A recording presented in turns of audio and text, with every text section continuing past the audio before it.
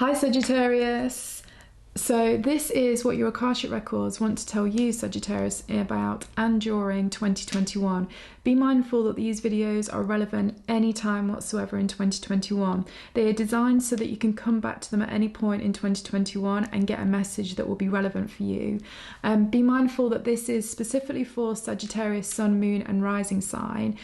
However, the way that I also encourage you to use these is use them like a wild card. Completely trust your intuition, and a bit like a tarot deck, just ask yourself a question and then see intuitively where your intuition guides you to get the correct answer. So you might find that your intuition tells you to go to the Cancer zodiac and message number 3, even though you might have nothing of any significance to do with Cancer within your birth chart. Just trust that this will be the message that's most relevant for you. So essentially use these like a freestyler. Use them like a kaleidoscope of different channelings from the Akashic Records for information that is relevant for you during 2021. So now what I'm going to do is I'm just going to briefly go through a little bit of the astrology that is relevant for the Sagittarius archetype during 2021. Be mindful that this is most relevant on a very physical, practical level for all of those Sagittarius risings. If you have a Sagittarius moon, what I'm going to talk about is probably very much where your emotional energy is going to be at, where your feelings are going to be at. And if you're a Sagittarius sun, what I'm going to be talking about is probably where you're going to find inspiration from in your life, or where you'll find vitality from in your life during 2021. Cool. So, Sag, this is a really big year for Sagittarius energy. The reason is because you have the South Node is in Sagittarius during the whole of 2021, and this is kind of like an 18-month cycle. It comes out around about January or around about the end of January 2022. So basically all of 2021, this South Node is going to be in your sign, and it's going to be totally encouraging you to let go of things that are no longer useful in your life so that it can help you create what you do want. Now, this also means that the astrology, basically the eclipses occur within your sign quite a lot. You and Gemini, this is where all of this kind of energy is happening. And what I just want to say about those is there is a lunar eclipse on May the 26th. This is a Sagittarius one. So this is really going to stimulate a lot of you guys, particularly any of you that have planets around 5 degrees of Sagittarius. You will really, really feel this. Then we also have an eclipse in June the 2nd. Now this is a Gemini eclipse, so it's the opposite part of your chart. So this is going to test you in some kind of way. So in the middle of June, expect a test or a challenge or intensity to come in. This doesn't have to mean that it's not a good thing. It could be really, really beneficial. It's all about how you use it, and I'm really hearing it's about how you lay up towards that date. So I'm being shown a vision of a basketball player doing like the 2 steps, lay up, and then a slam dunk into the basketball net. If you have almost got some ducks in a row before the beginning of June, I feel like this energy will be highly creative and productive for you. So see what's going on in your life around about those time periods. If we've already gone past that date, then pay attention to what was happening just before June and during June, because there's got some real significance for what's going off with you now. Then the other eclipse to really pay attention to is the 4th of December. Again, this is a Sagittarius eclipse, and it's a solar one. And this, I feel, will be immensely, immensely powerful for people with a lot of Sagittarius energy. It's probably going to feel like when there's a breakthrough and there's almost like a burst of sunshine coming out of a cloud. Something about that is going to make you feel liberated and like you've got energy and vitality to move forward in a way that you hadn't ever felt before. It's a really big deal. So obviously anybody with birthdays around the 4th of December, you're going to feel that significantly. Now the other eclipse that I do want to mention is there's one in November the 19th. This is actually in the sign of Taurus, so it's very different to this axis of Gemini and Sagittarius. However, I intuitively feel like this is going to be significant for a lot of Sagittariuses to do with money and your own how you use your own resources to create longevity in the assets that you have, or the assets that you are creating. Because there's this very, very slow process of Pluto going through your second house of self-worth, money, resources, that type of thing.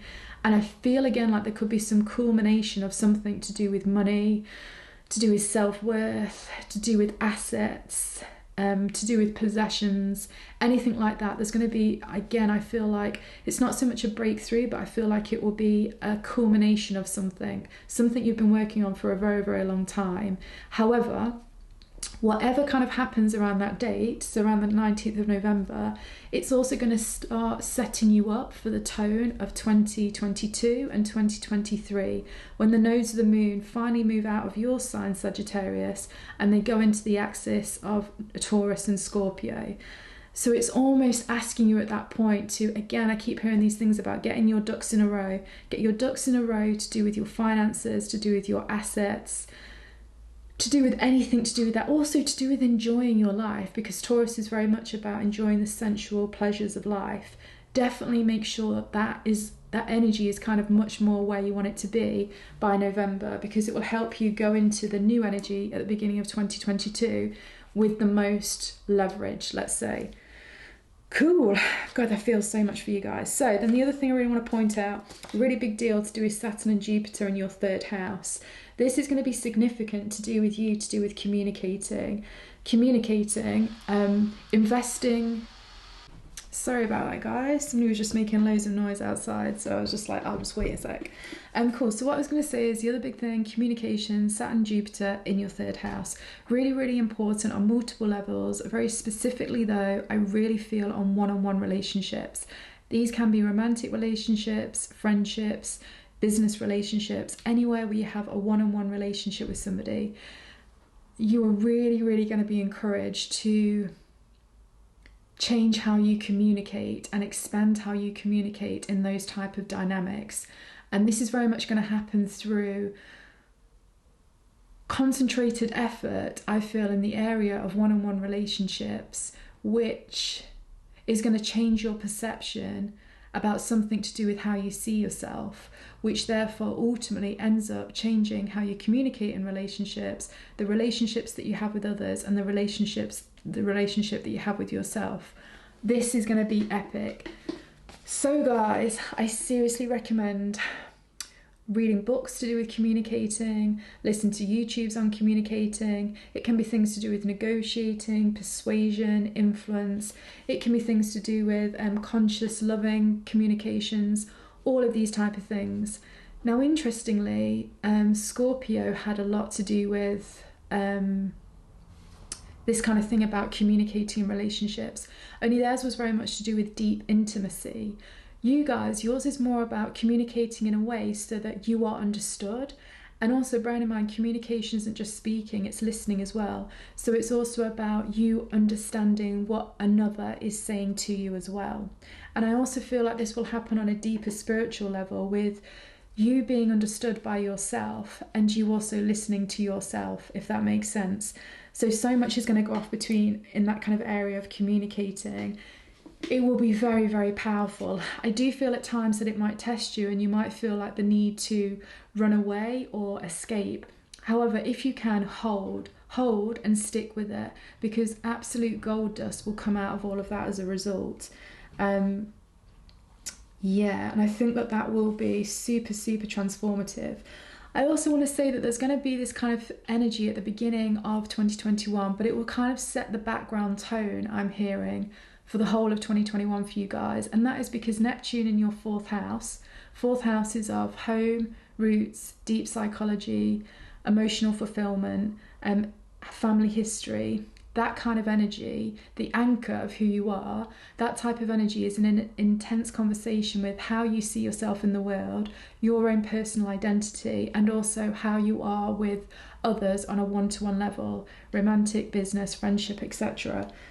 So what's happening here is Neptune is and will be for a while dissolving your boundaries within, to do with anything around family, home, the mother, feminine energy, and really specifically emotional fulfillment. I feel like a lot of you are going to get real breakthroughs in 2021 about what really, truly emotionally fulfills you. Because I feel like a lot of you Sagittarius might be going after goals or going after things, and you haven't necessarily asked yourself, is this emotionally fulfilling? I feel like some of you may have stopped and thought, is this filling me emotionally? But I ultimately feel like a lot of you have still sort of put that to one side, like, kind of brushed it under the carpet, because it's not a clear answer for you at the moment. However, I do feel in 2021, you'll be totally encouraged to really go deeper into, what is happiness for you, because the fourth house is also about happiness. Now, sometimes it won't be comfortable because Neptune can be very confusing at times.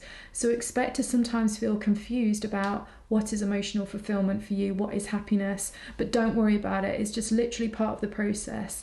The best thing that I can say is trust your intuition. Because again, I'm sort of hearing that for quite a lot of you Sagittarius, you are highly intuitive, but ultimately, sometimes what your ego wants overrides what your intuition is telling you.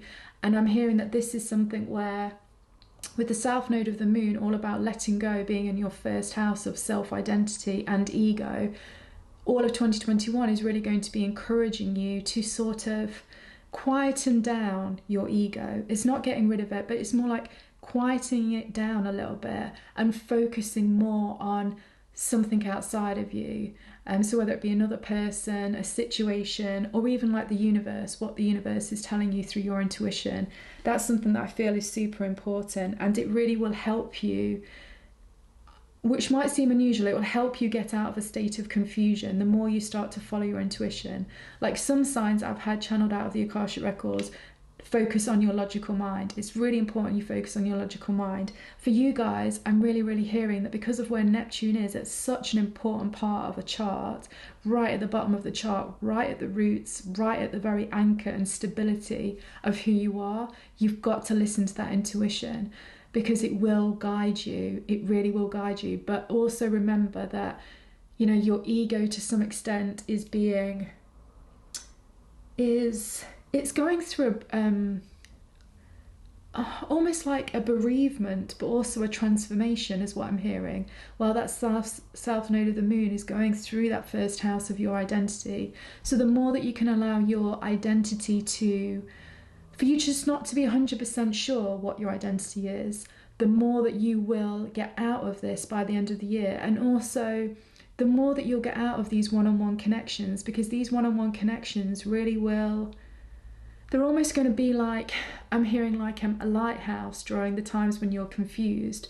People that are close to you will really help to give you some grounding and some stability when you feel confused. But again, this is going to come down to how you communicate. And I don't want to say too much more, even though I could go on for friggin' ever, but just to quickly say, you will have a lot more energy and enthusiasm and vitality in 2021 than 2020 because of how Mars is moving, and this will be really beneficial for you guys. Be mindful that there will be quite a lot of healing that kind of goes off in your fifth house about creativity, creative projects, and dating. And so this is also about how you enjoy yourself, how you have fun. Again, I really feel like there's this thing about happiness, emotional fulfillment, how you have fun. All of these things are going to be coming up more and more for you in 2021, as your soul is almost going to be on a really deep level, really kind of wanting some kind of real change. But it's a sort of change which isn't necessarily physical. It's more spiritual and emotional, which is where things are kind of coming from. So sort of pay attention to healing that comes up to do with you dating. And if you're already dating, it's healing coming up to how you enjoy dating, how you enjoy being in a relationship and doing the fun stuff together and doing the playful stuff together. That's really something that's also going to be coming up quite a bit. Now, is there anything else I wanted to say? You know what, I think that'll pretty much do for now. Like I say, there just is a lot going off for you guys, but I do feel like it will be awesome. Now, I'm a Sagittarius moon, so I'm pleased it's going to be good. There will be, like I say, lots of changes though. We'll all be in a very, very different situation on multiple levels by the end of 2021, for sure. But also we will get tested quite a lot and pushed to and just pushed, essentially.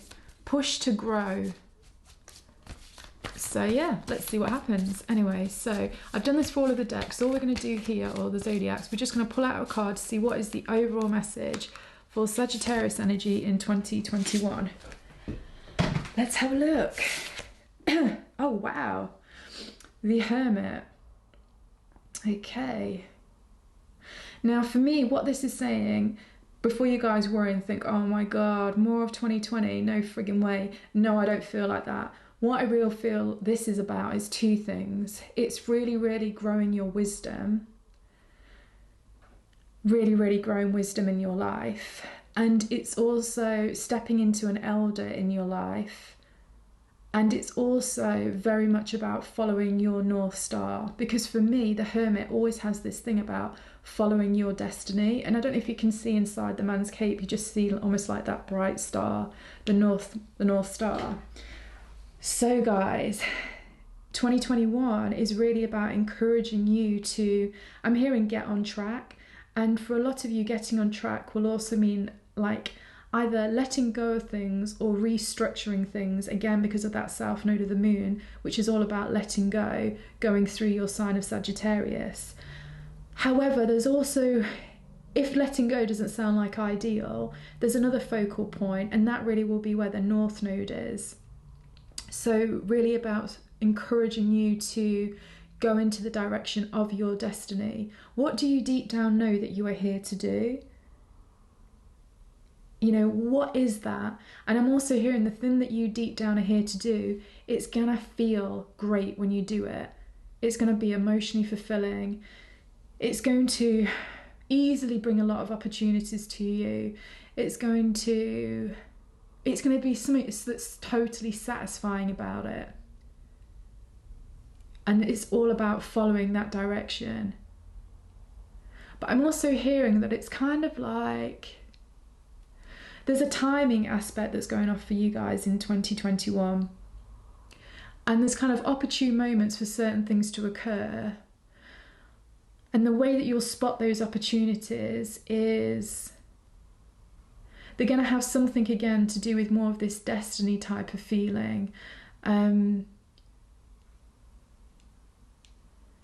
It's not about you doing anything radical or sudden in 2021, because again, that doesn't really feel like this vibe of an elder and wisdom, which is what I really, really feel from this card. It's more about applying yourself in a practical way towards what you want daily. There's something about routines and getting really good routines in that's going to be critical to your success in 2021. Again, because the Hermit rules your 6th house, and that's where you guys have got Uranus, I can also feel as well that be open to sudden twists in fate. And also, to be fair, that will happen anyway with the eclipses being in your sign. So I feel like things will go from one extreme to another sometimes, but you're not creating that. That's key with this. You're not the one that's creating these kind of radical shifts. You're just the one that's kind of experiencing them, and hopefully in the opportune situation at the time that they occur, so that you can leverage them as much as you want. And the way that I'm getting that you'll get that with timing is, once again, to really listen to your intuition. Listen to your intuition. Have good routines, clean up your health and wellness, all of that kind of thing. Get really good sleep hygiene. Sleep hygiene keeps coming out of the Akashic Records loads for everybody. And I do feel like this must just be because the overall energy is going to shift into a totally different energy, from like a 200 years of being in the earth vibration to a 200 years of moving into an air vibration. So everything's going to be moving so fast, and it will be mentally stimulating. Therefore, because of that, you really want to make sure that you get good sleep, get good downtime. That's going to be really important. And I think also self-reflection is key with this card as well. I think it's really important that you pay attention to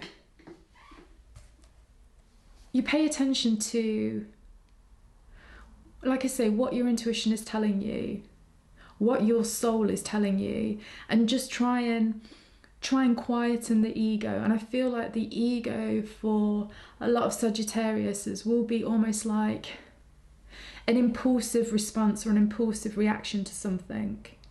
It's like quieting that down when you feel like that kind of impulsive, reactive kind of energy, or the need to just radically do something totally different. I think that's almost when then you need to go into your hermit's cave. That's when you kind of need to go and just have a little bit of solace, allow a bit of time to pass, and then you'll find that you might come out of that kind of cave feeling completely different. And I'm hearing with very different psychological awareness of yourself and how to create different belief systems which help you get more in alignment with what you really want. So that's pretty cool. Right, let's have a look. So we have 3 piles. So as always, you guys just need to tune into which one you feel has your answer. So is it in pile number 1, the stone, and pile number 1, this crystal? The crystals we will channel in the extended reading. Is it in pile number 2, this stone, and this crystal?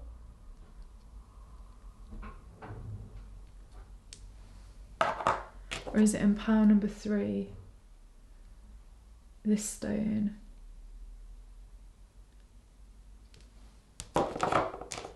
and this crystal?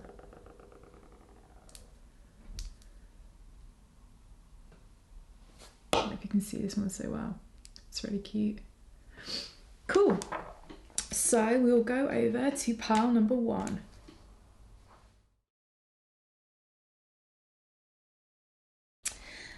So hey guys, welcome to message number 1 for what your Akashic Records want to tell you, Sagittarius, about 2021.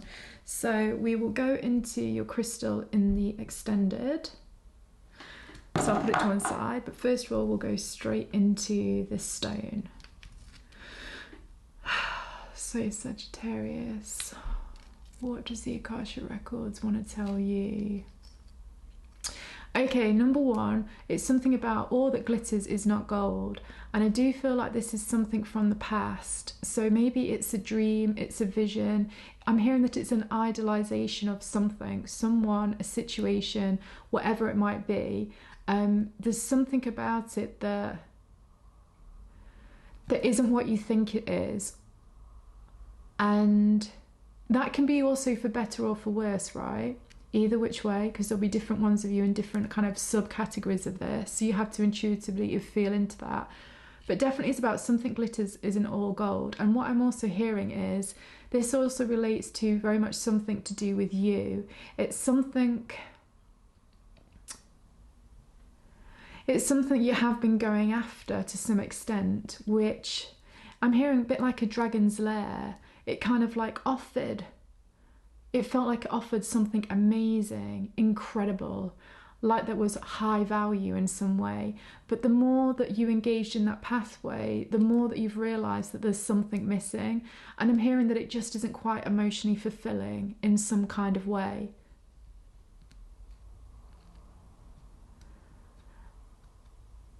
And I'm also, yeah, and I'm like I say, I'm seeing it either which way. So for some of you, it's you've been focusing on something where all that glitters is not gold.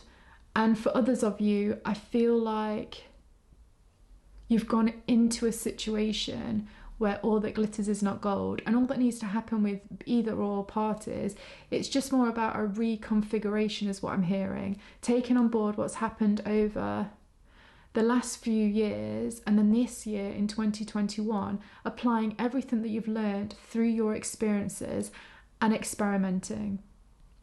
I'm actually hearing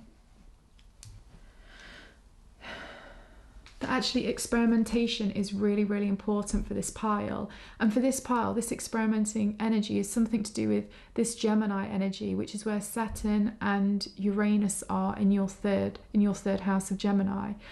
So it's very much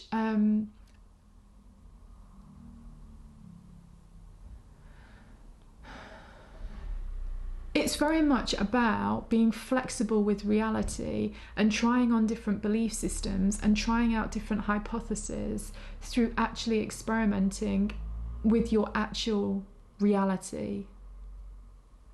So, and to be honest, if you feel this was really resonating, this really reminds me of a pile that I did in Scorpio. So you might get pulled to Scorpio, choose that pile, and you'll know exactly what it is because I talk about this with examples in greater detail. But I'm also hearing it's about you having really big breakthroughs to do with realizing that life is way more flexible than you thought. Like, I know that Sagittarius is definitely a flexible sign, it's a mutable sign, but you see, so is Gemini, and Gemini is going to change your mindset, is what I'm hearing. It's going to change your thought patterns, and it's going to expand them epically if you allow it to happen. But that only happens through you experimenting and trying out different things that you would usually instantly dismiss, I'm hearing. You'd instantly dismiss them, but actually if you give them more contemplation, again, that energy of focus, concentration, you'll find that there's possibly something incredibly valuable in what you're concentrating on, even though normally you would completely dismiss it. And it's actually by you experimenting with your mind, first of all, in that way, by playing out different hypotheses, that then ultimately can lead you to start taking different actions and creating a new belief system. And that new belief system, or belief systems, because I see you creating a load of different belief systems and a load of different thinking patterns over 2021, that's all going to put you in this position by the end of the year, which means that everything is in a completely different way for you. And I'm also seeing that this is where that solar eclipse around the 4th of December is super potent and powerful. I also see and feel this really cool thing about how, this is really friggin' cool. I'm seeing a vision of the 3 fates. So you know those 3 women that are supposed to spin the threads of a soul's destiny?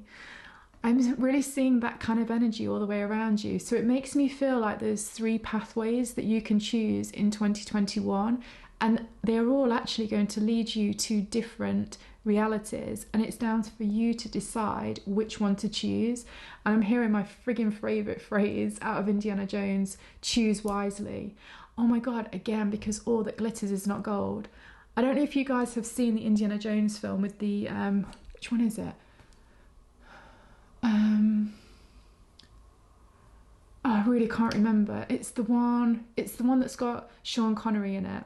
That one, there's this really important thing where he chooses a chalice, essentially, and when the person goes for this one that's all glitzy and amazing, it actually doesn't work out well for him. Indiana Jones goes for something that's way more humble looking and more wholesome, and it completely works out for him. So again, that feels like it's bringing in this all that glitters isn't gold energy. And again, it's bringing in that thing as well about your ego listening more to your intuition. For sure. Cool. Okay, let us have a look at some cards. I do love this, by the way. It's so nice. I don't actually know what it is, but I really like it. Cool. So, what do the Akashic Records want to tell Sagittarius? Message 1. Okay. There's this real thing about 3s with this pile.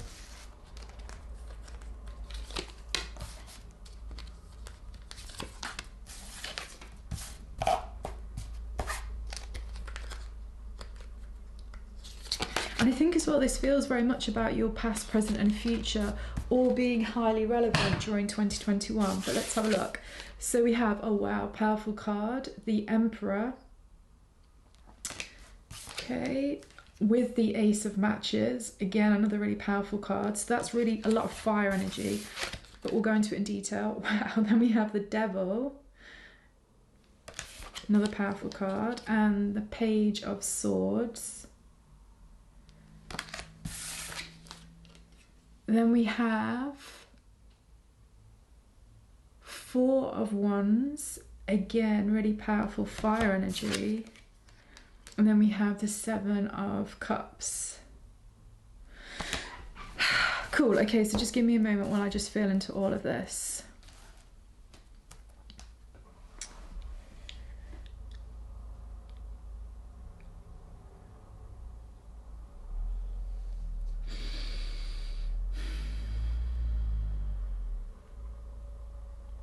This is where I feel as well like there's 3 different things that are going to be going off for you guys to some level in 2021. The first thing that I really feel is going off is this energy of the Emperor and the Ace of Wands.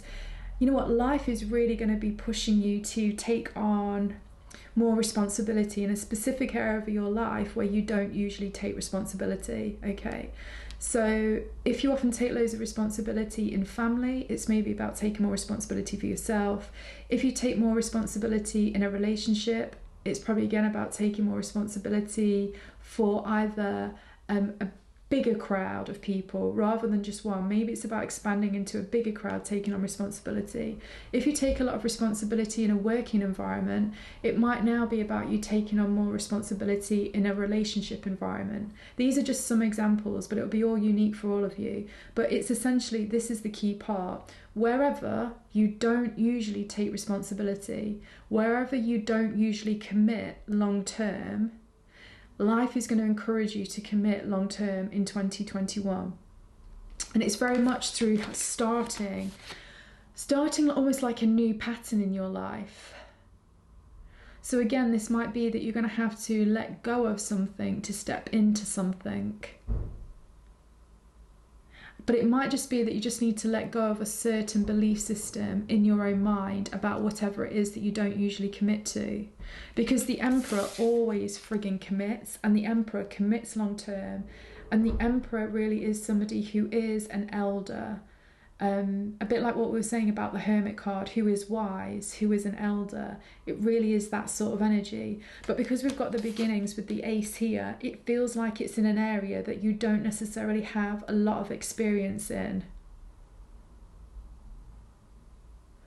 So it kind of feels like that's almost like a call to adventure for you Sagittariuses. Where is it you don't usually take much responsibility? And if you're not sure where that is, my guides are saying all you have to do is look at your life and see which part of your life is the least well developed. That will tell you actually where you take least responsibility in your life. Then the second thing that I really see kind of going off is obviously the Devil and the Page of Swords. This really feels like, the Devil can feel like a whole range of things. I feel like it's a new understanding to do with any kind of addictive behaviours you have in your life, or more specifically, any coping strategies which you have in your life which actually are more of a distraction than actually resolving anything. And also, I'm also hearing it is something as well to do with codependency.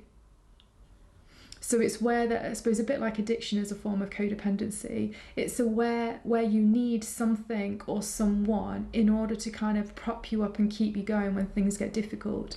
I'm hearing that you're going to have a completely different awareness to do with this area of your life, and it's actually going to free up a shed load of energy, so much energy. And I'm actually hearing that release in energy is also going to allow you to put that extra energy in this area of your life where that's least developed, where you most often don't take responsibility. So in some ways as well, it feels like whatever is this coping strategy, this addiction, this codependency, it feels like in some ways that's relevant to, it's something you do when you find it uncomfortable to commit or take responsibility for a certain area of your life that isn't well developed at the moment. It feels like sometimes you have to almost escape by going into whatever is this codependent pattern or addictive type of behaviour. And now, let me just say, it's going to be different things for all of you, so I'm not going to go into what the addiction and the codependency could be. Just feel into your soul. And actually, because we have the Akashic Records totally open right now, so because I'm reading for you, they're open. Whenever you watch this video, they will be opening up for you again personally. So just take a moment now, and I'm just going to say a few words, and you see what instantly pops into your head when I say these things. Just instantly trust what you get first. What is your coping strategy?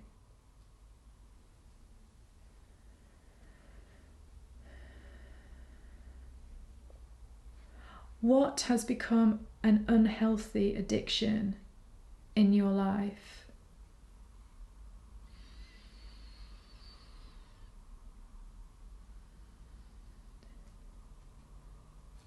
Where is it that you need something in order for you to be okay? Is it a person? Is it something you do? What is your codependency, essentially? And then really importantly, what does your soul want you to let go of now?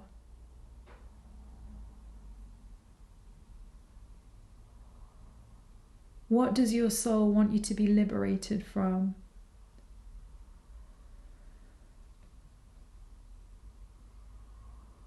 Cool, so just trust intuitively whatever you get there. I feel like this will be a bit of a process though, and obviously it's something that's going to evolve for you over 2021. But what I would say is the sooner that you become aware of whatever this is and work on effectively removing it, the more energy that you're going to have to put into this Emperor energy. So creating something incredibly solid and stable in your life, which is very, very rewarding. And it's like I say, it's going to enhance an area of your life which currently is underdeveloped in some way, where there's essentially still so much more potential for you to go. Now, then the third thing as well that I see is with the Four of Wands and the Seven of Cups. So guys, this again feels like the energy of commitment. What is it that you're not committing to, that if you committed to, it would rapidly and radically enhance your life? I really, really feel like this is going to be a really, really big focus. Because I'm also actually hearing your Akashic Records are saying that even actually the astrology is never really described as this, but essentially where the south node of the moon is in your first house of self-identity, that could really be seen as a commitment to yourself. And where the north node of the moon is in your seventh house, in those one-on-one relationships, that could really be seen as a commitment to yourself and another. And what life is saying to you is it's all about you now committing to yourself and another, whether that is in a relationship, whether that is in a family dynamic, whether that is with a child, whether that is with a business partner, whether that is with a... And I'm actually getting the word community, even though it doesn't make sense with your astrology, but that's what's coming through. Like it's you committing to something. But at the same time, that commitment is not something that takes you away from yourself. It's something that even brings even more to you, if that makes sense. And again, it kind of feels like the more that whatever this destructive pattern is that you release, the more energy that you will have to, number one, know exactly what you want, because this is often a card of emotional confusion. And I did say that where Neptune was in your astrology, you will at times have confusion about what really makes you happy, what makes you feel emotionally fulfilled, and that's part of the process. But obviously by now when we get more information, it's if you start removing things where you, I suppose, are therefore doing something to make yourself feel better about a situation. So you do something almost because you feel empty inside about something, and so you need to fill yourself up in a certain way. And I'm not just referring to this in a way that could be to do with food and eating. It really can be anything. But the more that you look at removing that, the more clarity you will have about what you really want on an emotional fulfillment level and a happiness like kind of level. And then, believe it or not, Sag, you totally will get to this place where you will know exactly what it is that you want to commit to. And I guarantee this commitment is going to be something to do with this again, this area which currently is not well developed in your life. That feels cool. Now wait a second, I'm just getting a message coming through.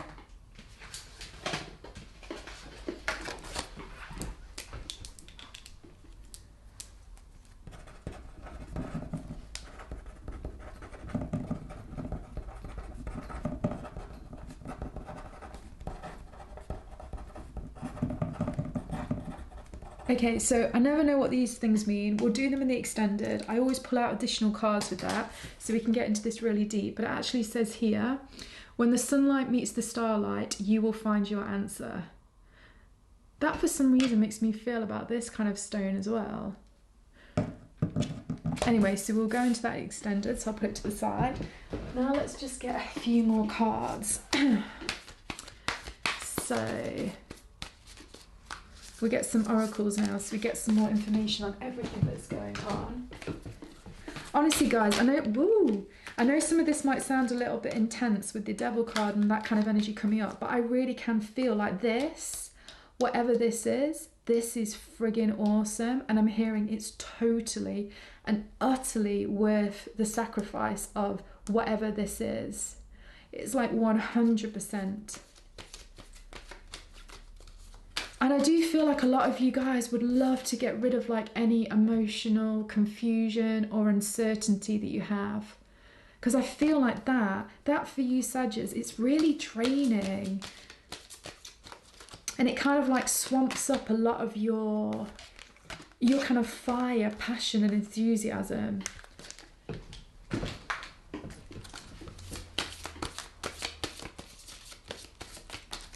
Okay, let me just get a couple more. I felt really strongly, my guides were like, you have to get paranormal cards out for the Sagittarius energy. It's really important. So we've done that. There's under here.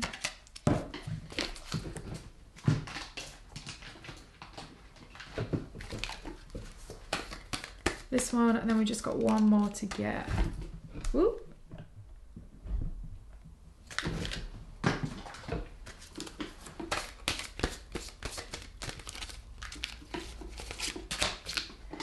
Okay, let's see. So we have, oh wow, I love it, shapeshifter. This is where I really do see you guys changing, and it's this experimentation kind of energy. I think Gemini can very much be a shapeshifter. So again, focusing this communications, perceptions, all of that. Wow, smoky mirror. That really reminds me of all that glitters isn't gold. It's like smokes and mirrors, but we will go into that. It's very much that Neptune energy. And then we have here, I don't know if you can see this, it says black hole, drain of resources, a dangerous undercurrent. I mean, this is it, guys. I do feel like I did actually say, you know, about this, whatever the hell this is, it is absolutely taking a lot of energy from you. And this is completely and utterly something that you can radically shift and change in 2021. And it will be a complete, I'm hearing, game changer. 100% it will be a game changer. Then we have recognition. That'll be interesting. We'll see what that's about. And also bushfires, fury. Love that card. This is also yellow as well. This is very kind of solar plexus energy. It's like I can really feel that you really are going to be changing how you direct your own energy. And I do really feel like this is going to... Honestly, by the end of 2021, you're going to be in a completely and utterly different place. But it is going to be a process. And then we have here, armadillo spirit. Set healthy boundaries. Cool. So that also tells me there's quite a lot of change that's going to go off for you, because that's why you need your boundaries to be solid. Because while ever you're making quite a lot of changes, it actually makes your energy field more susceptible to outside interference, because your energy isn't consistent, because it's going through a changing process quite literally. But anyway, we will go into all of this into the extended. So we will look at this and pull some more cards about what this channeled message was for you. We will also go into this crystal to see what else it wants to tell you. And then we'll definitely see what all of these additional cards are talking about here. I just feel like there's something else I need to say. Just give me 1 second.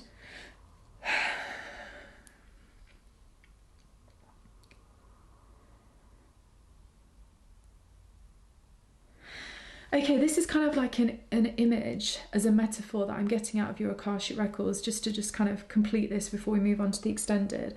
I'm basically seeing a man walking, and he's walking with a lantern, and it looks like he's going through some caves actually. And the more that I look at him, I can actually see that he's kind of searching for jewels, he's searching for crystals. And I'm getting the fact that he's walking along and he comes across like, you know, a changes in rock, which is like a crystal. And he looks at it and he just thinks, his intuition is telling him that there's some real value about taking this crystal and digging this crystal out. But his logical mind and his ego is looking at it and being like, I don't know. It doesn't really look that good.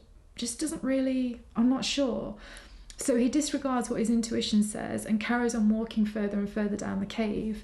And then actually what happens is he actually trips over something and he falls over, and he does like a little bit of an injury to his ankle, which means that he can't go on any further.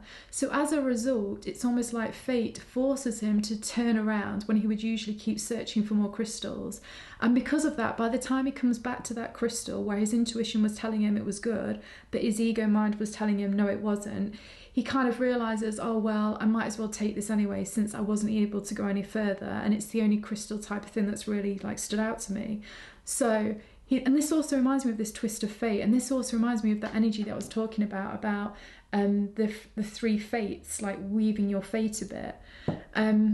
Anyway, then he continues out of the cave. And then obviously, I'm sure you can imagine, when he actually goes to work on that crystal, this is the really cool thing. It's not that crystal that was valuable. He was right about the way it looked, it wasn't valuable. But when he chipped away at it, inside that crystal was another crystal which was epically valuable. And he's kind of like blown away that it was almost like what he thought was a bad luck by falling over and injuring his ankle and forcing him to go back actually ended up being an absolute windfall for him, because then he took something which usually he would have disregarded, and now he finds that inside it holds everything that he wants and more. And as a result, he profits massively from it. And then it becomes this amazing story that he tells his mates, because it really has that kind of synchronistic kind of like twist in fortune and that kind of thing. And that's the sort of energy that I can kind of feel coming out of your Akashic Records to do with, whenever you're listening to this, to do with 2021. Pay attention to what your intuition is telling you. Also pay attention to what your ego is telling you. And if you do find that your ego says, I'm not sure that's shiny enough, but your intuition says, I'm telling you that's really valuable, I would say, remember this reading and go with it and see what happens. Take it, go with what your intuition says, take that option, that opportunity, whatever it is, and see how it pans out. But play with this as kind of like that experimenting with your reality, like playing with your reality, because I feel like it will work out really well for you. I also feel like it will help you avoid a twist in bad luck, as it were. And the only reason why you'd have that twist in bad luck, like the guy falling over and hurting his ankle, is just because the universe wants you to focus on something that you've kind of brushed over. Cool, so that was exactly what had to come out. I could feel we hadn't quite got everything. Anyway, hope you enjoyed that. Hopefully see you on the extended reading. You can also find me on Instagram and Facebook on abigailgracepsychic.com. There's also my other YouTube channel, See It Like a Psychic. I post loads of different things there. And then if you like this reading, the extended version, just go over to my website on abigailgracepsychic.com and you can download it there. Cool, love reading for you. That was awesome. And yeah, hopefully see you soon. Bye. Thank you for letting me read for you. That was totally my pleasure. If you'd like the extended reading, you just need to go over to my website on abigailgracepsychic.com. I'll leave all the links below. There's the choice for you to buy one reading, one extended reading, or multiple extended readings, and there's different packages that you can go for so that you can get the most out of it. Just bearing in mind that 2020 was crazy and 2021 is still very much a huge tipping point, and so much new energy is coming in. But when anything begins, there are always unpredictable moments. There's different things that kind of go off. So hopefully these readings, particularly if you use them in whatever way your intuition tells you to, you'll be able to get the most out of how you can leverage whatever situation you find yourself in 2021. Also, just bearing in mind that these readings are relevant anytime in 2021, and you can come back to these readings and you might find different numbers become relevant to you. So just be as creative and intelligent as possible with all of these readings so you can leverage any situation and you can do awesome, because I do believe we all can. Speak to you soon.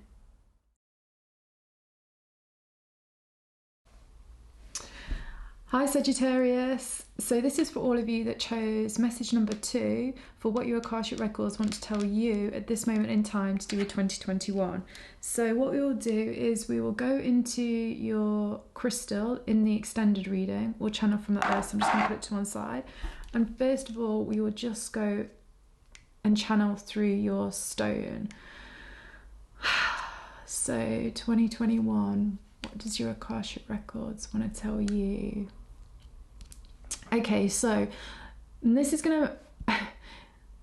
Right, the astrology generally, globally, is basically quite conflicted, and it is and chaotic, and maybe like sudden changes. Basically, a lot of destabilization, even more than kind of what's happened in 2021, because now it's sort of like more different energies are coming to a critical mass point, let's just say, and it's causing more, let's say it's like the vision, it's like, and this is metaphorical, but it's like the energy of kind of like lightning and volcanoes, and it's got that kind of thing. So really disruptive, but at the same time ultimately going to create more fertile foundations for everybody. But what I do really feel with you guys, regardless of me just saying that, is actually, bizarrely enough, or almost paradoxically, something for you guys is going to feel way, way more stable and consistent, and kind of like you guys feel like you're going to be the eye in the storm. So you know, at the very, very center of kind of like the whirlwind, it's supposed to be the part where there's like total peace as you see all the chaos all the way around you. I kind of see that with you guys, like somehow something about 2021 is going to provide a huge amount of stability, and I'm seeing like an anchor, and it's almost a bit like a bit of divine protection is going off. So funnily enough, this is why I'm seeing the energy of Neptune, and I know Neptune for you Sagittarius risings is in your 4th house, and it does kind of feel like there's going to be some divine protection over the foundations and almost like the stability in your life. And I do feel for 50% of you, you already have stability and consistency in your life. So that will continue regardless of outside conditions, but it does also involve you being savvy, and also you taking appropriate action as soon as it's relevant. It's not quite like risk taking, but it's almost like seizing the opportunity the moment that it comes without any hesitation. If you guys continue in that kind of behavior, I feel like you'll do really well with the foundations that you've already created in physical reality. For also the other subgroup that I'm seeing of you, for you are people that actually have had a lot of instability in your life anyway, way longer than 2020. I know that's potentially been really destabilizing for all of us, but for you guys, I feel like you've almost had a life of instability and a lot of change, and you haven't really anchored yourself, let's say. And I feel like for you guys, this is really going to start changing in 2021. And it feels like a lot of all the experiences that you've been through to do with almost chaos. Like I'm almost seeing like the chaos theory, you know, those beautiful patterns, and I can't think what they're called, something like the Brock mantle. I'm maybe saying that wrong. I can see the words in front of me, but I'm not a great reader. No, of course I can read. I'm just dyslexic, so words don't fit for me in that kind of way. But I think it's called Brock mantle or something. I'm seeing that kind of energy, funnily enough, like in your auras, in your energy fields. And I feel like this year, 2021 and onwards, it's like finally all of the chaos that you've experienced in the past is going to start to crystalline into kind of like this consistent, coherent, beautiful, unique, maverick, entrepreneur pattern. So regardless of what is happening in 2021 for the collective, it really feels like you guys are going to be able to finally start to create some stability. But I'm also hearing, a bit like the other part, there were conditions to it still maintaining its stability, i.e. being taking decisive action at a moment's notice. For you guys, it feels like to make sure that you can start to create this stability and this anchor where you've never had it before. I'm just hearing these words. It's really about learning from your past and almost perceiving your past in a completely new light that gives you a very you're going to feel very liberated by how you perceive your past, and your past is going to feel like, instead of a burden weighing you down, causing you problems, your past is now going to start to feel like an incredible anchor that well, actually I'm seeing two things. Your past is going to start feeling like an incredible anchor, and somehow it feels like it gives you gravitas and stability, but at the same time it's going to make you feel like you're also you're holding a compass. You are holding the compass, and you can also read the stars. So I'm kind of seeing very much like a nautical thing, where there's a ship that has a really experienced crew. They've been through loads of tricky waters, the Bermuda Triangle, all the rest of it, and they've got through it. And so they've actually got this incredible amount of experience and wisdom, I'm hearing, a bit like that Hermit card. And by the way, you know, this, the other group that already has stability, I feel like this is relevant for you also. This bit that I'm saying now is relevant for all of you. So it's kind of like you guys have experienced having a ship where you have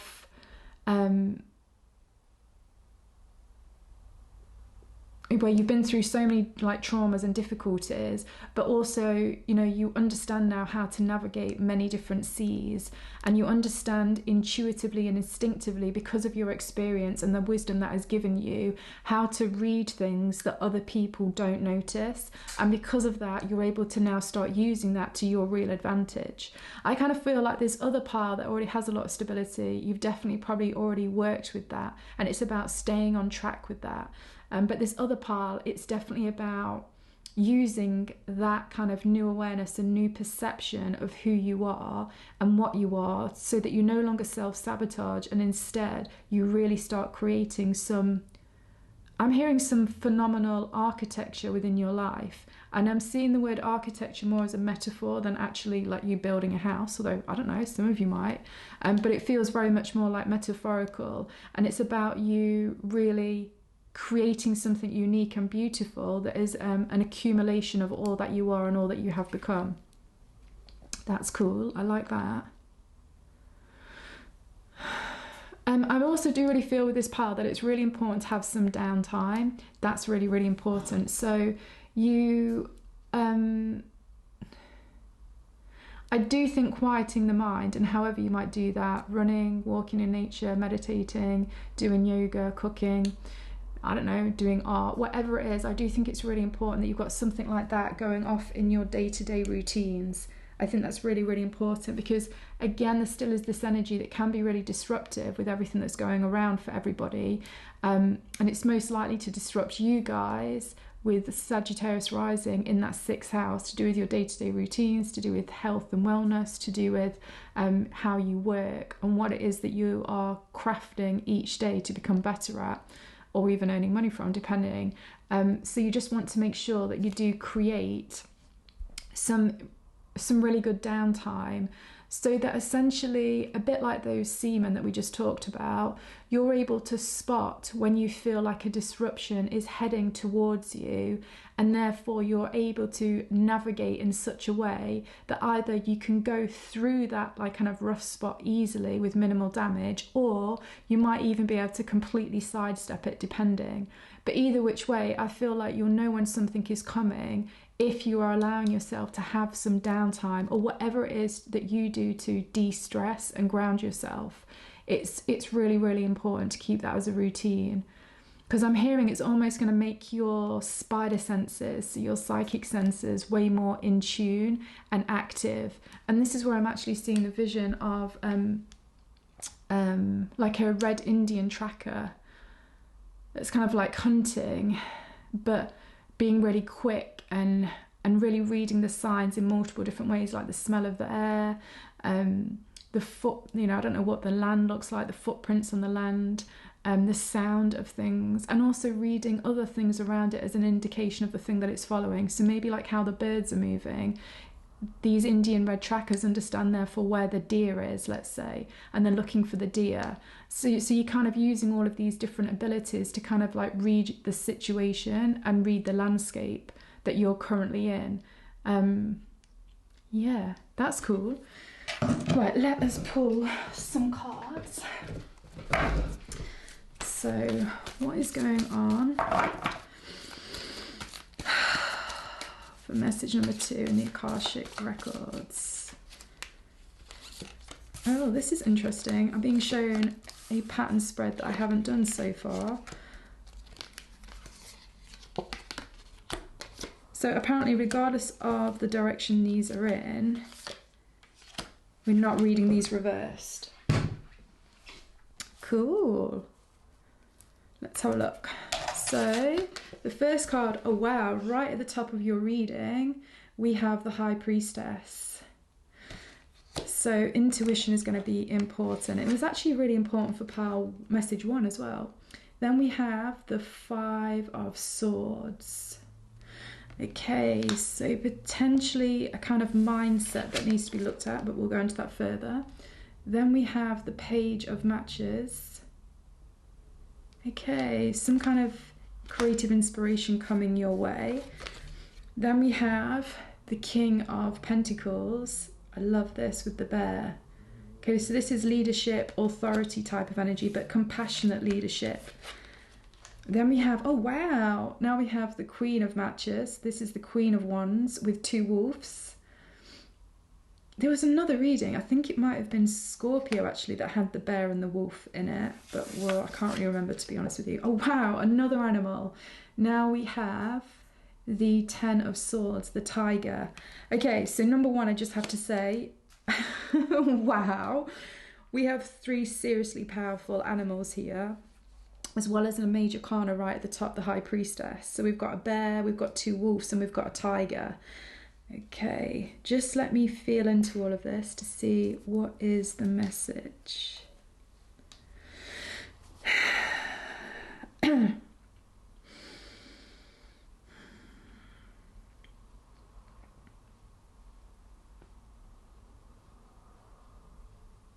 Okay, so one of the things that's coming out really quickly is because these 2 cards are really shining down on me. It's just the most important thing to remember in the beginning, in whatever way is relevant with that, is with the 10 of Swords and the 5 of Swords, this is absolutely describing some kind of, it doesn't feel like mental conflict. It actually feels to me like mental pressure. And it very much feels more like a real overthinking that is potentially going to be enhanced. And I'm hearing the word enhanced, which is unusual, because I'm also hearing that you're going to be overthinking to such an extent that it almost like burns out your logical mind, and really bizarrely it then creates this almost highly intuitive way of looking at scenarios and situations. So it's kind of like maybe you've thought about a scenario for so long, so many times, that for some really bizarre reason, I don't know why, it's just what your Akashic Records are saying, is that this almost creates like a tripwire, and kind of somehow all of that mental energy of overthinking suddenly gets channeled into your intuitive psychic mind, and it starts to give you almost like a complete revelation. Or I'm hearing the word actually epiphany. It brings you an epiphany, which is the spark of, not an idea, it's more like a spark of a concept of how you can, I'm hearing how you can create more wealth in your life. And as well, I'm hearing this in 2 different ways. For half of you, this is wealth in terms of monetary wealth. And for another half of you, this is more like wealth in terms of relationships and connections. So almost like heart wealth, as it were. And actually, for a very small few of you, it will be both of these 2 things combined. So just feel into intuitively where and which one that you feel you're at with that. It does really feel like this sort of energy is going to be coming into your energy field, which is the King of Pentacles and the Queen of Wands. This is, again, I'm really getting this energy of stability, like a real kind of stableness that's coming to you in 2021. But it comes through because the Queen of Wands is actually really intuitive. Like the Queen of Cups, the both of these ones are really intuitive, but the Queen of Wands is also very kind of entrepreneurial. It's got that sort of energy and very kind of like law of attraction type of, uses that kind of, understands the deeper dynamics of reality and uses that understanding to help her create what she wants in her reality. But she always does this in a very mindful way, where it won't just be beneficial to her, it will be very, very beneficial to many other people as well. So there's kind of like a collective energy to some extent as well, I suppose, with any of the Queen and Kings. And I really feel like this is a call for you to with the King of Pentacles, really, really take, I'm hearing, responsibility for a position of power that you have. So for some of you, this might be you own your own company, people work for you, or this might be you are responsible for children, you have children, or you might be, I mean, you could even just be responsible for some kind of ancestral pattern within your family lineage. And if that is you, you'll instantly feel that. So don't worry if you don't feel that, because that's almost for about 15% of you, I'm hearing. But it really is about completely taking responsibility for something, but also not to the extent where you burn yourself out. That's really, really important. Because the Queen of Wands is saying that it's all about doing things in a very smart, considered way. And it's by using both your logical mind and your intuitive mind, or put another way, it's by using both your psychic resources and very physical resources to create the outcome of whatever it is that you are looking for and that you want. I do want to just say, because when this flipped out, I did see this instantly. Be very, very mindful that there isn't somebody in your reality that's almost a little bit of a trickster.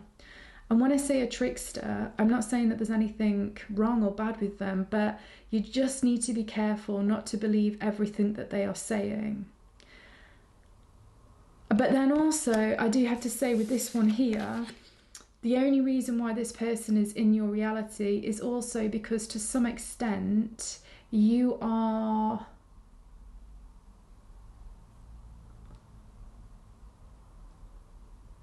I'm hearing you not fully disclose something, and that's different for all of you, so you'll have to intuitively feel into what that is.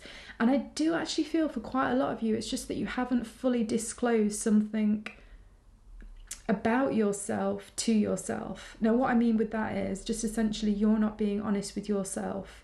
It's not necessarily that you've not been honest with somebody else or a situation. It's more like, I feel like you're slightly hiding something from yourself, almost pretending that something isn't what it is. And because you've got a tiny bit of that energy going off, it's almost like making it possible for somebody in your reality to also be a little bit of a trickster, to also not be fully disclosing something. What I do want to say though, this is so not a big deal, and I've almost got a feeling that you will very much intuitively know what that is right now.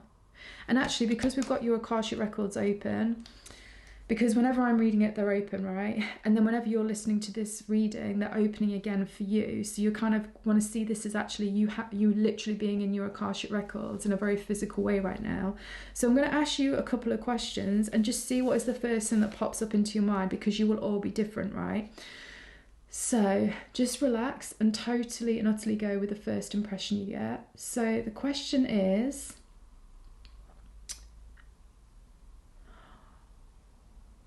what are you not being realistic to yourself about currently?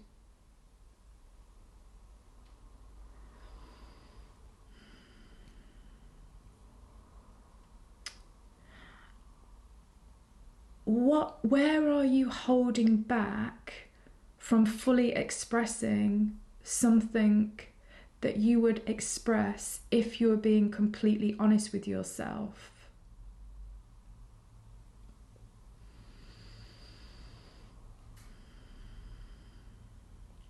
What is it that you're trying to pretend is going well, when deep down inside you know it could do with an adjustment?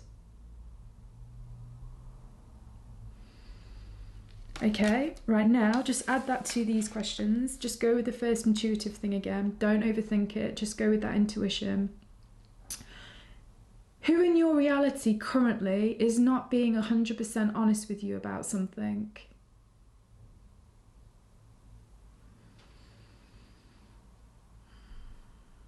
Now, if you did get something on that, now just ask, why is that they're not fully disclosing everything to you? What within them is meaning that they don't want to do that? They don't want to fully disclose things to you? What's going on their end, basically?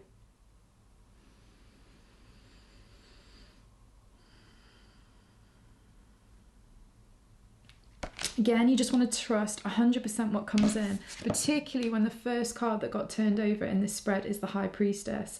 So guys, this is 100% about your intuition really, really getting turned on. And I do feel like, number one, I feel like everybody's intuition, everybody's going to become more psychic because of this change in energy from a 200-year of Earth cycle to now a 200-year of air cycle. Everything's going to speed up. Everybody's going to have more access to the Akashic Records and just energy from that psychic space. So, and you particularly will. In fact, you know what? You actually becoming more aware of this energy and actually creating a relationship with this type of energy is a big part of what is going to help you create whatever it is that you really want to create in your life. So whether it's more money, a new job, a business, a relationship, creating children, I don't know, whatever it might be, you know, your intuition is really, really powerful in 2021. And I do think you just have to be mindful as well, like what we said in the beginning, to not be overthinking. Really try and be careful not to overthink.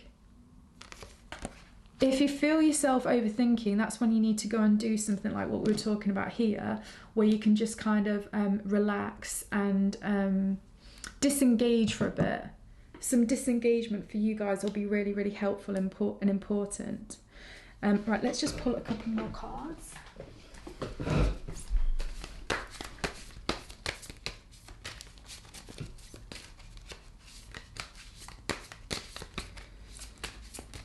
I do want to say as well, in fact, actually I'll say it in a minute. I'm going to go with these ones.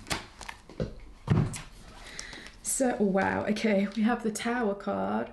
So funny, because this is the thing, I wanted to talk about this card. Can you see how this bear has broken something and this tower card is breaking something up?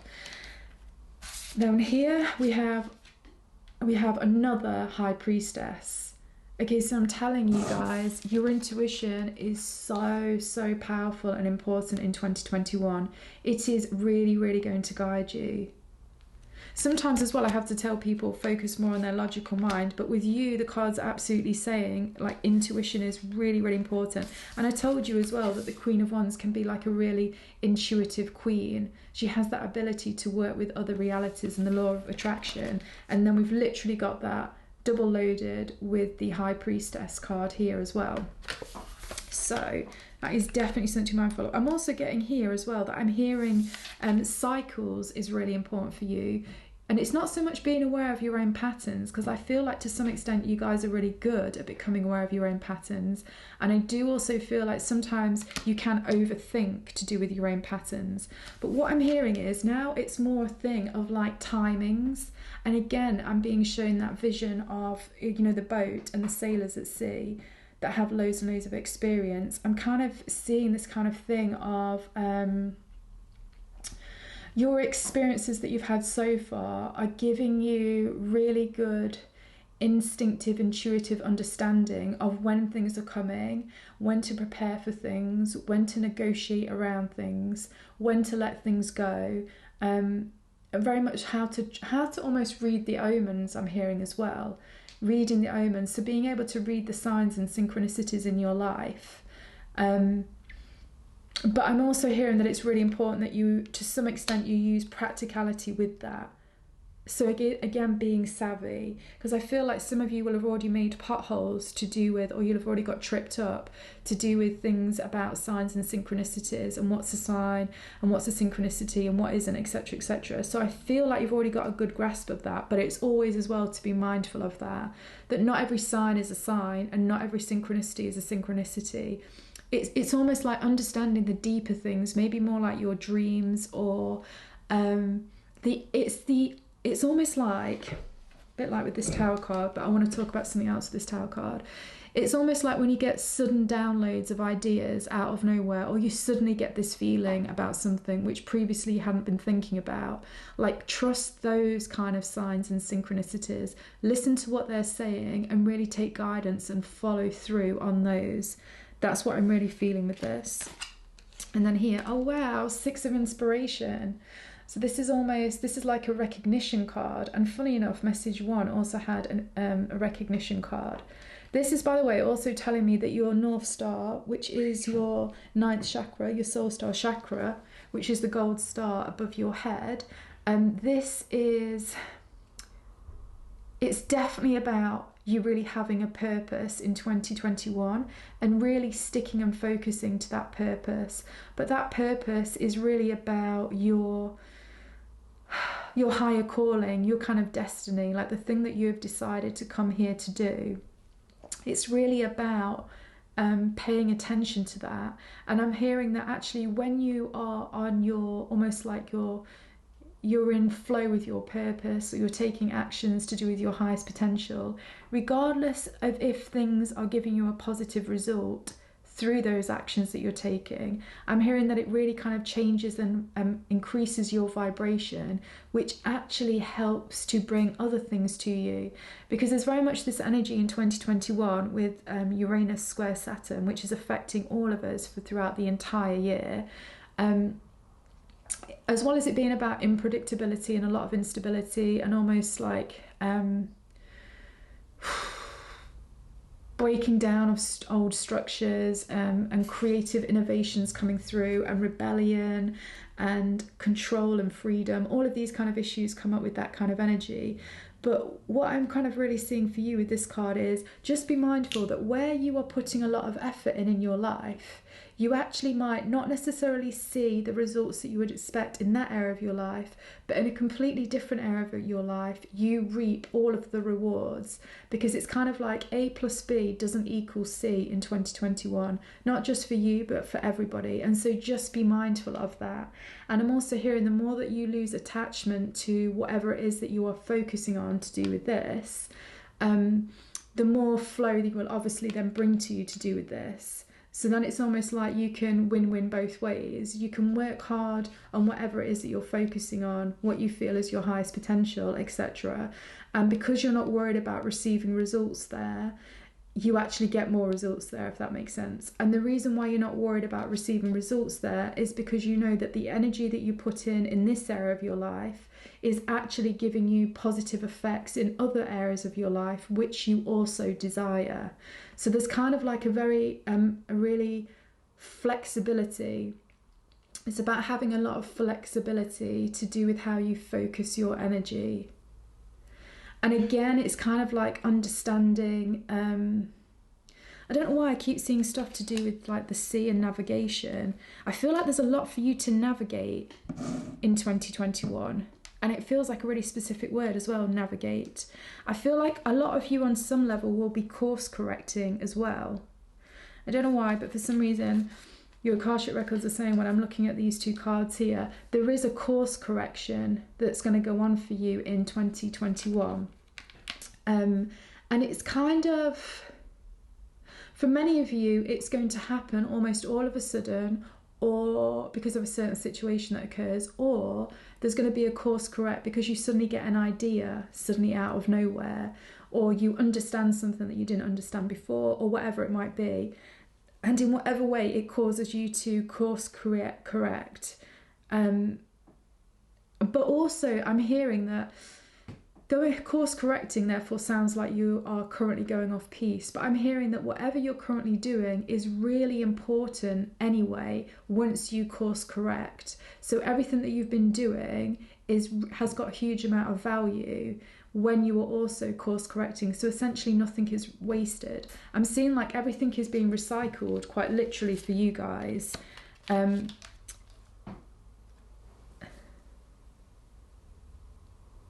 I feel as well, sorry, just something's come here, 1 second. It's something about those fractal patterns with the chaos theory. Just give me 1 minute.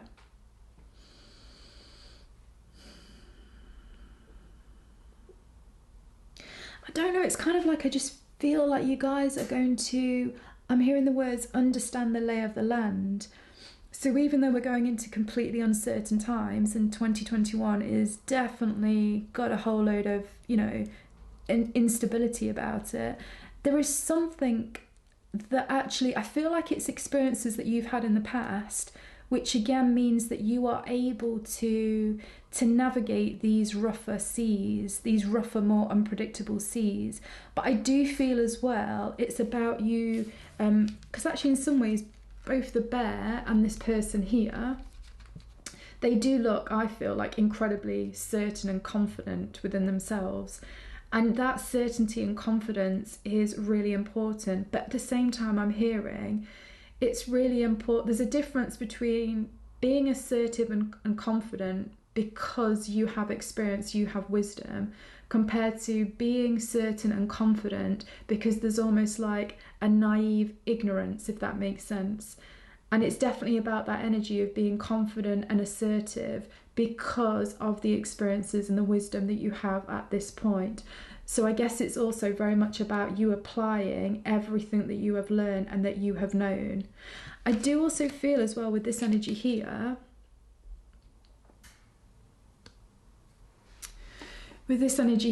number one, I'm not going to lie, can you see that person there?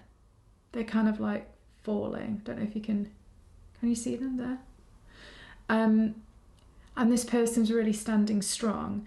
It does make me feel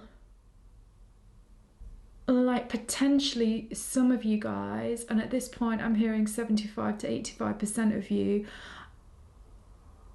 will be needing to let go of, just 1 second. Let me just pull a card for that because I don't want to be... What are quite a lot of you going to have to let go of?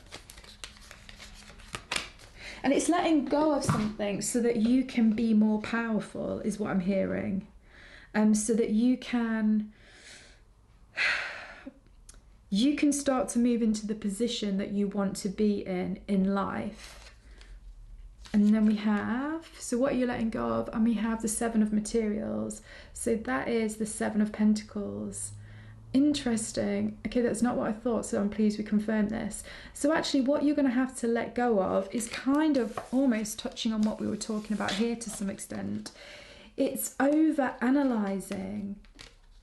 It is totally about over-analysing and over-planning.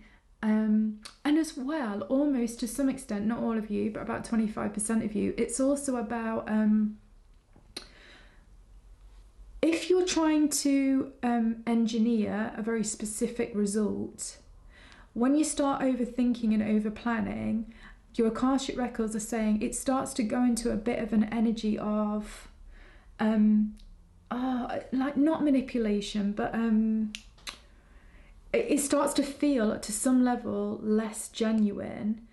And you know, with this new air energy that's coming in, obviously it won't be fully integrated in 2021 because it's just the beginning, but the whole energy of the way things are going for like 200 years, authenticity is absolutely key. It's so important. Authenticity is epic. And also one thing that both planets, so even though there's a big tense conversation between Saturn and Uranus, one thing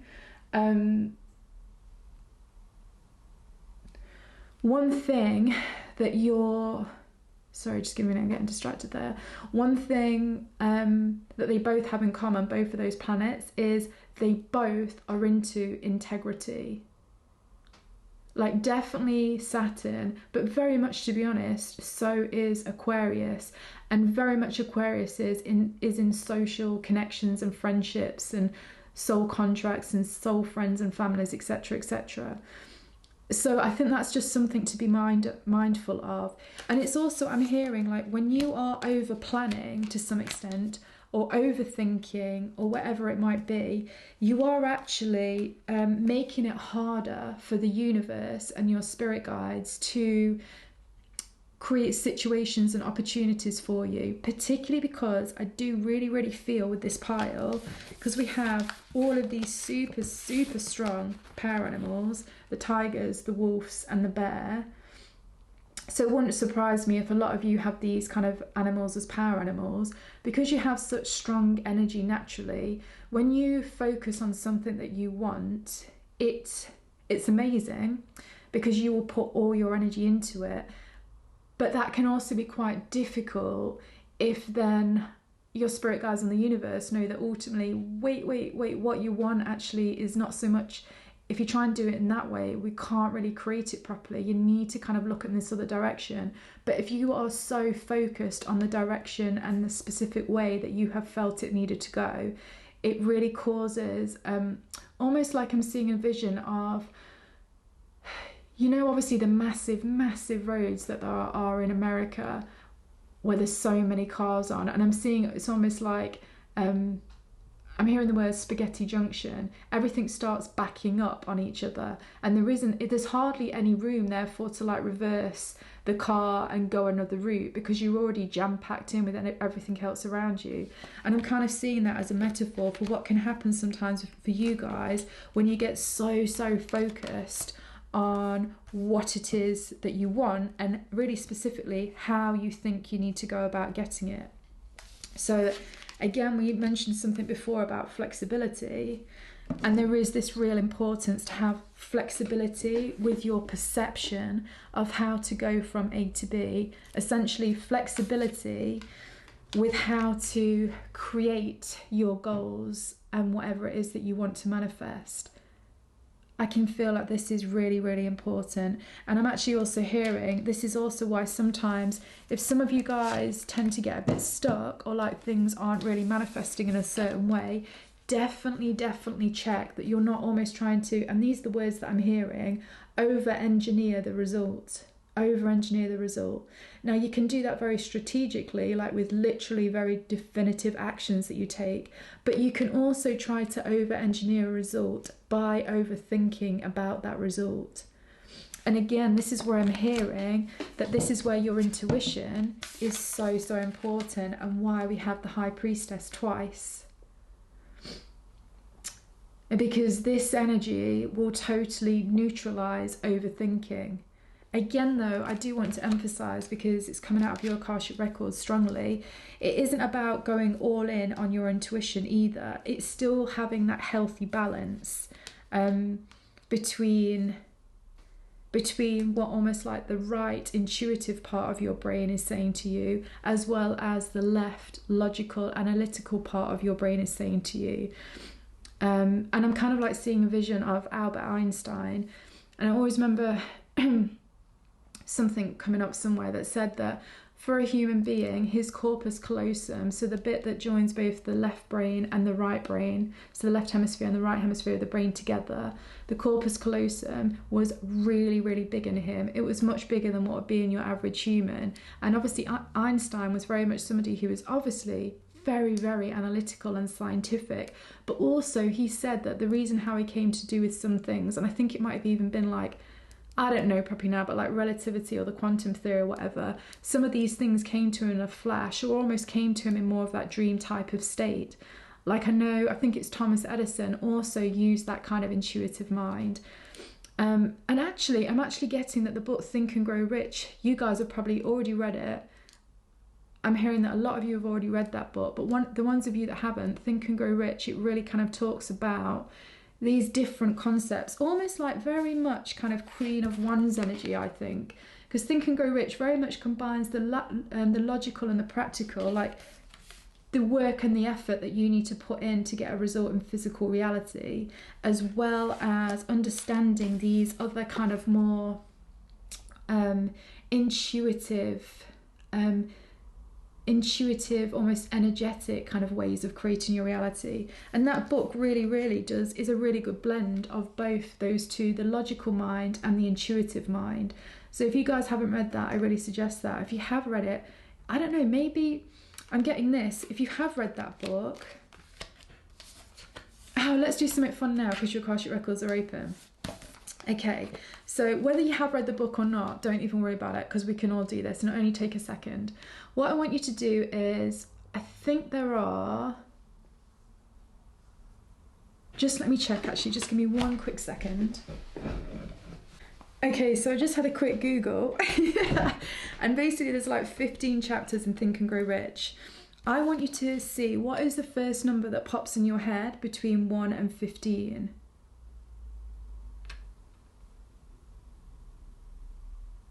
Okay, so whatever number that is the chapter that's going to be most helpful and relevant for you at this moment of you getting this or watching this reading. And I'll be really so interested if you guys put down what number that is. I'd be super curious as to what you got. Yeah, that would be super interesting. So yeah, if you haven't read that, don't even necessarily worry about reading the whole book. I totally recommend it, but more than anything, just go to the chapter that you were just called to there, because I think that's going to have some really useful, powerful insight for you. Yeah, so essentially I do really feel like for you to become, have more of a potent, powerful existence in reality in whatever area of your life you are seeking this, because I do definitely feel like you guys are seeking something specific. I feel like you've been seeking this as well for quite a while. This isn't something new. This definitely doesn't feel something new. It almost feels, again, like I was getting a lot of, again, nautical stuff, but almost like I'm seeing like pirate ships that are going after sunken treasure and that are going on all of these kind of adventures to seek and get this goal, almost like this holy grail type of energy. So I do feel like you're definitely seeking something very specific, and you have been for a while. And in order for you to get that, like I say, it is really, really important that you start letting go of over-analysing, over-controlling.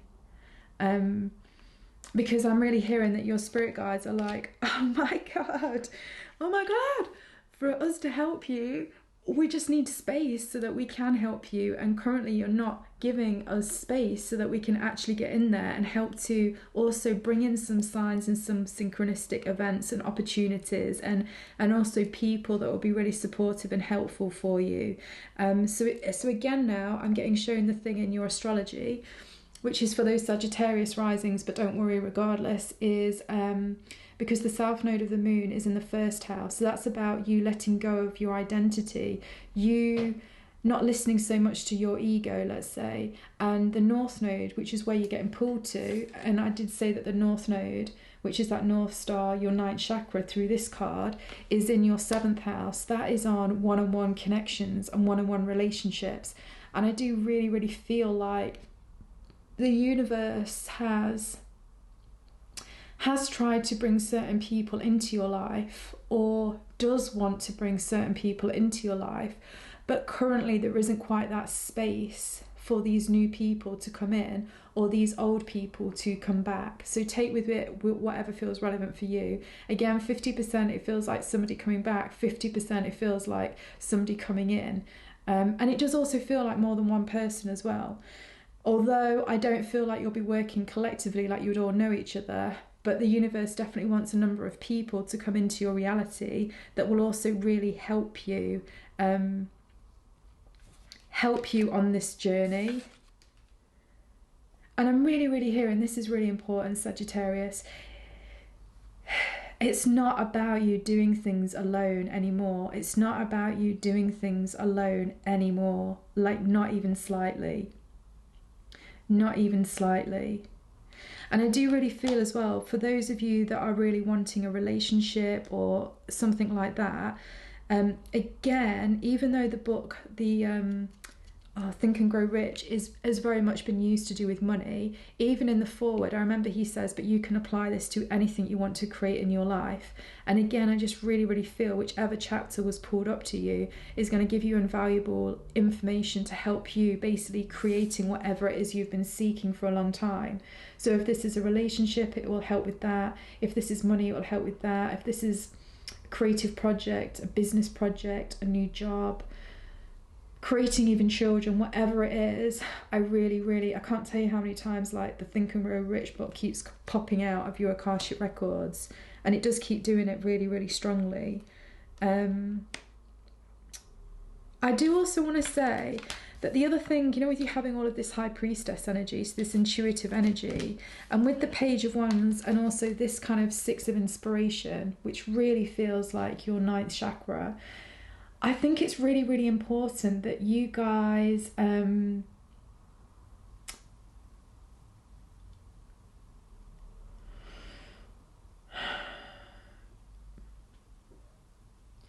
don't know, just a tiny bit of a meditation practice would be really, really powerful.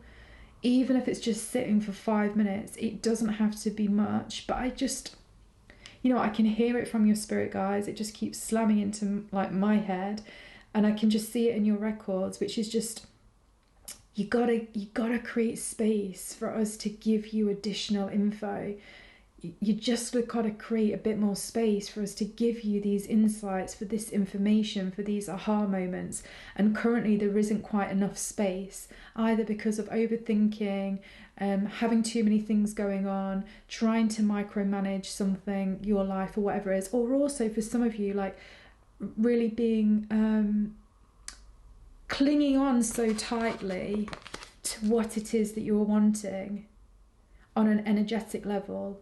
It's just making it really, really difficult for your guides to kind of bring you in information, opportunities, people, situations, etc., etc. Let's just go a little bit into that though, because I can feel like there's something important about that. And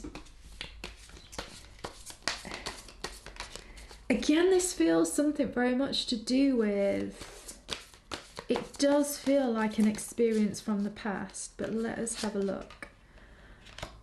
So why do these guys have a tendency to not leave space? Let's have a look. So do we read them reversed? I'm hearing yes, and we need one more. Okay. Let's have a look. I'm just going to put these under here, otherwise everything starts to get really friggin' messy. Okay, so we have the Four of Inspiration. So that is the Four of Wands. Whoop. Love this colour card, it's so nice. Then we have Temperance, so a major arcana there. And, oh wow, we have the Moon card. Again, the Moon is such a psychic card. It's a really intuitive card. For me, it does have a kind of energy of the High Priestess again. Right, so just give me a minute while I feel into this. Why do these guys often not leave enough space for stuff?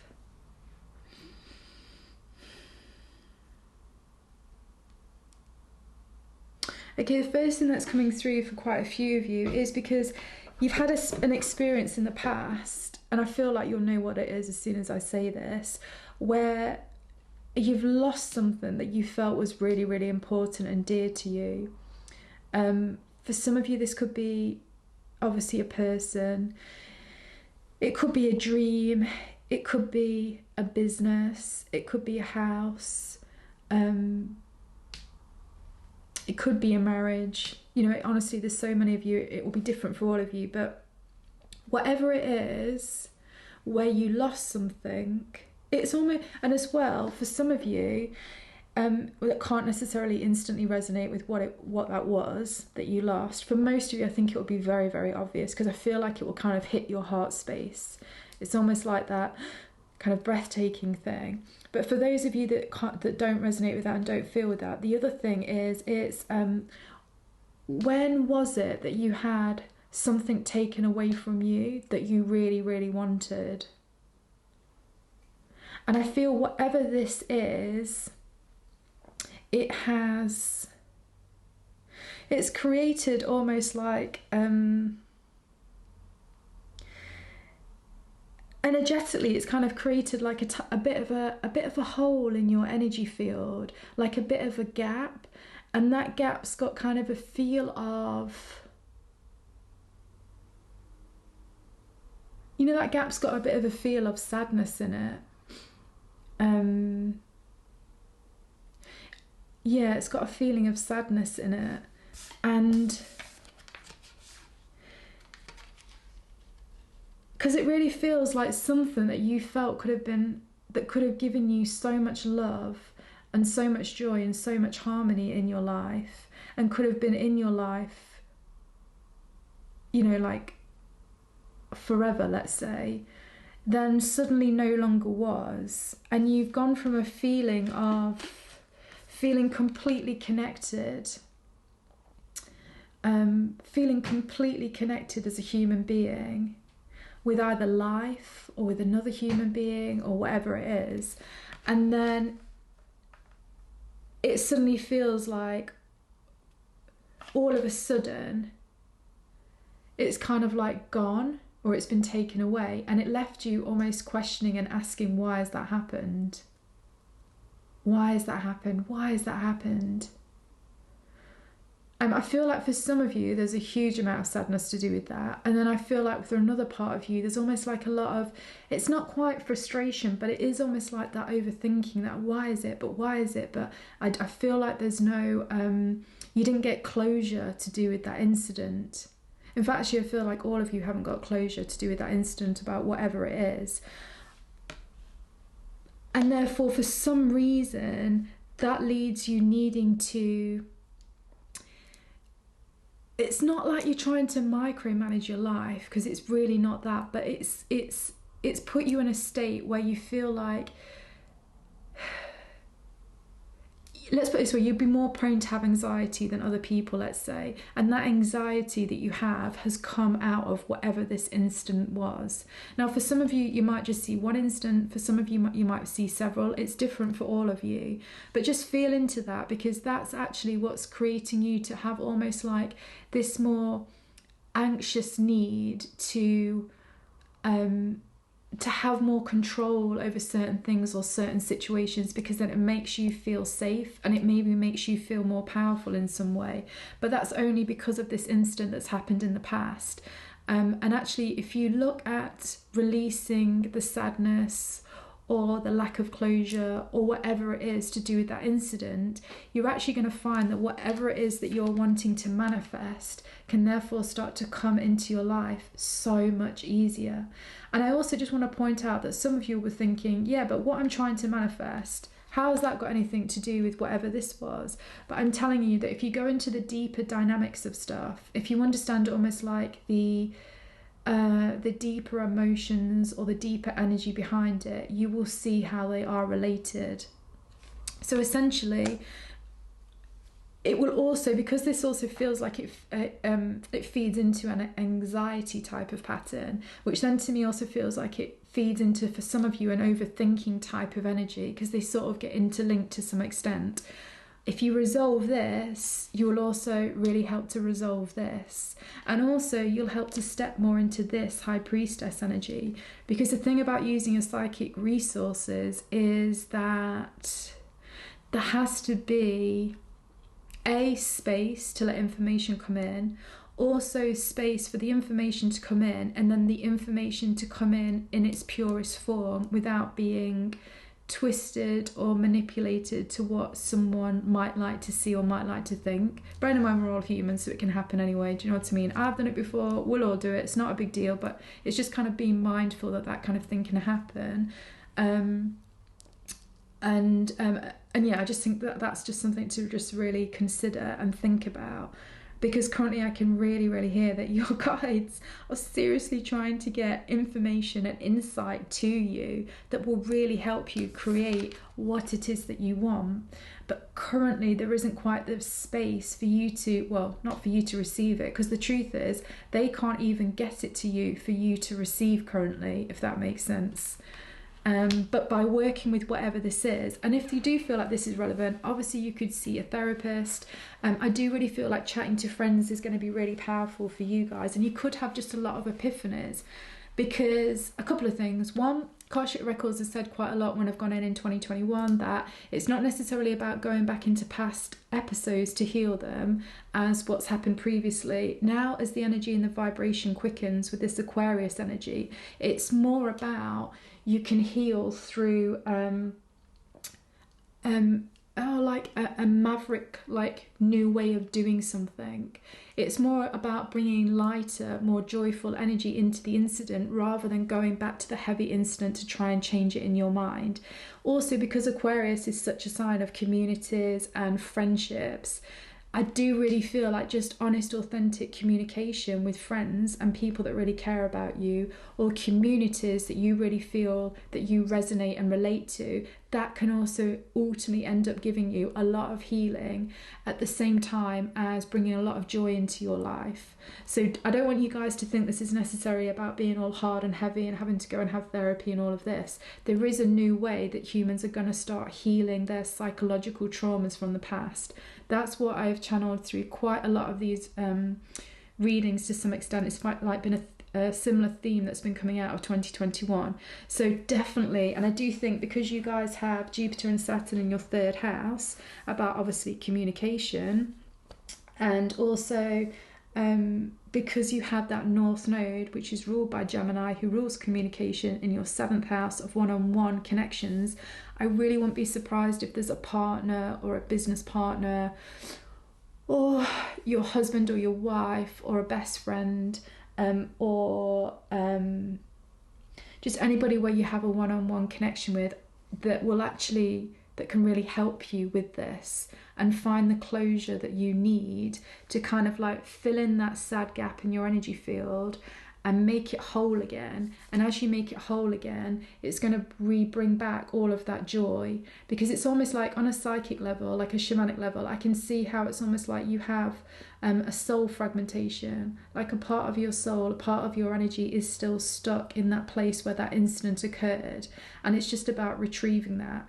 And obviously, so you could do that through a shamanic journey. So if that resonates with you, maybe look online for something like soul fragmentation, reintegration, shamanic journey, something like that. I don't really know, to be honest. But just have a Google. Or you know what, sometimes you can just simply do it yourself. Like, you think about the event and then you can visualize that kind of energy coming back to you. But in all honesty, I'm not really telling you how to do this because there is more detail to that. Just kind of see what makes sense to you. And ultimately, you might even want to see a therapist because that might be the quickest way for you. Just, you know what, chat to a friend and see what a friend says. That's what I do recommend with that. Cool. Okay, right, let's just get a few more cards. I've also just got a little message coming in.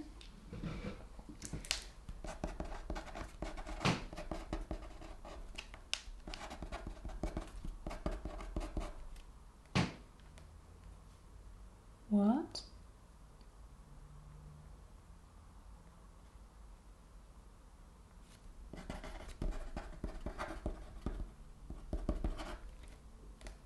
That's weird. Okay, so we just go with it. Obviously, in the extended, I sometimes get these really bizarre channeled messages. And then what we do is we pull additional cards to get more insight. So it says here, tell the time, don't tell the handmaid what to do. So random. I totally know that is beyond random, but obviously we'll look into that in the extended and we'll pull cards, and usually something really insightful, in fact not usually, always something insightful comes out. Right, let's just get a couple more oracle. Okay. I also, my guys channeled to me right in the beginning that for the Sagittarius readings we absolutely have to have a power animal card. It's super important. So we'll see what that is. Actually, what I'm going to do, because we've talked about that, I'm just going to put that under this card because it was related to that, and that means that our spreads don't get too chaotic. You see, that's also how I feel like you're going to be handling chaos in 2021. It's like you'll get it all on the table, you'll see exactly what's going on, and then once you've understood what's going on, you just put it in a neat pile with almost like bullet points of what you're going to do. So chaos will come into your life, and then you will then transform that chaos into almost like a logical way to move forward, if that makes sense.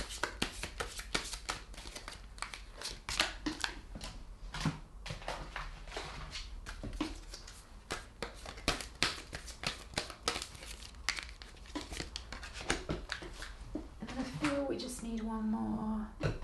Yep. Here we go.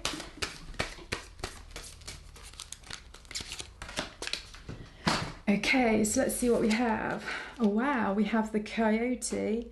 So funny, because you know when I was saying to you about a trickster, because the coyote as a spirit is always seen as a trickster, I just know there's something of a trickster going off in your environment that you just want to just be mindful of. It's not a big deal, but you can, obviously, hopefully you got some understanding of who that was anyway. But anyway, we'll go into that later. Oh, no friggin' way. We have temperance for the second time. It says assistance, encouragement, Patreon. This is where I do really feel like your spirit guides really have specific people to help you. So yeah, there's the other temperance. So you have 2 temperances. Okay. Then we have the squirrel spirit, believe in yourself. And I felt like that was right at the center of your spread. Then we have birthing. I love these cards. Again, you know, that's like those fractal patterns, although to be fair, all of this spread is a fractal type of pattern. And then we have ice, purity. Cool, so what we'll do is we'll take this over to the extended reading. We'll obviously channel your crystal, we'll pull more cards for what on earth this cryptic message means, then we'll go into all of these cards. We'll definitely look at this trickster energy. I think that's really important because it also came up here. So yeah, I think that's something important about that. And then obviously last of all, what we'll do is we'll get an I Ching card, and I'll just read it out of the book so you can just intuitively get your own message at the end.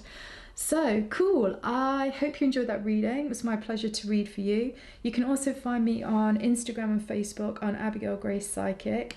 I also have another YouTube channel, See It Like a Psychic, so I put up lots of different things there to do with psychic, I don't know, shamanic, wellness, astrology, tarot, you name it, all of that stuff there, spirit guides, etc. And then if you would like the extended reading, you just need to go to my website on abigailgracepsychic.com and you can purchase it there.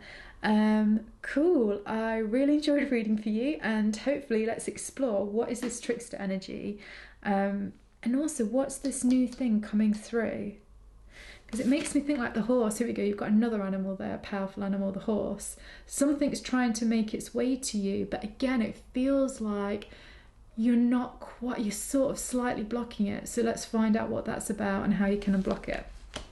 Cool, I hope you enjoyed that, and I'll see you guys soon. Bye. So thank you for letting me read for you. That was totally my pleasure. If you'd like the extended reading, you just need to go over to my website on abigailgracepsychic.com. I'll leave all the links below. There's the choice for you to buy one reading, one extended reading, or multiple extended readings, and there's different packages that you can go for, so that you can get the most out of it.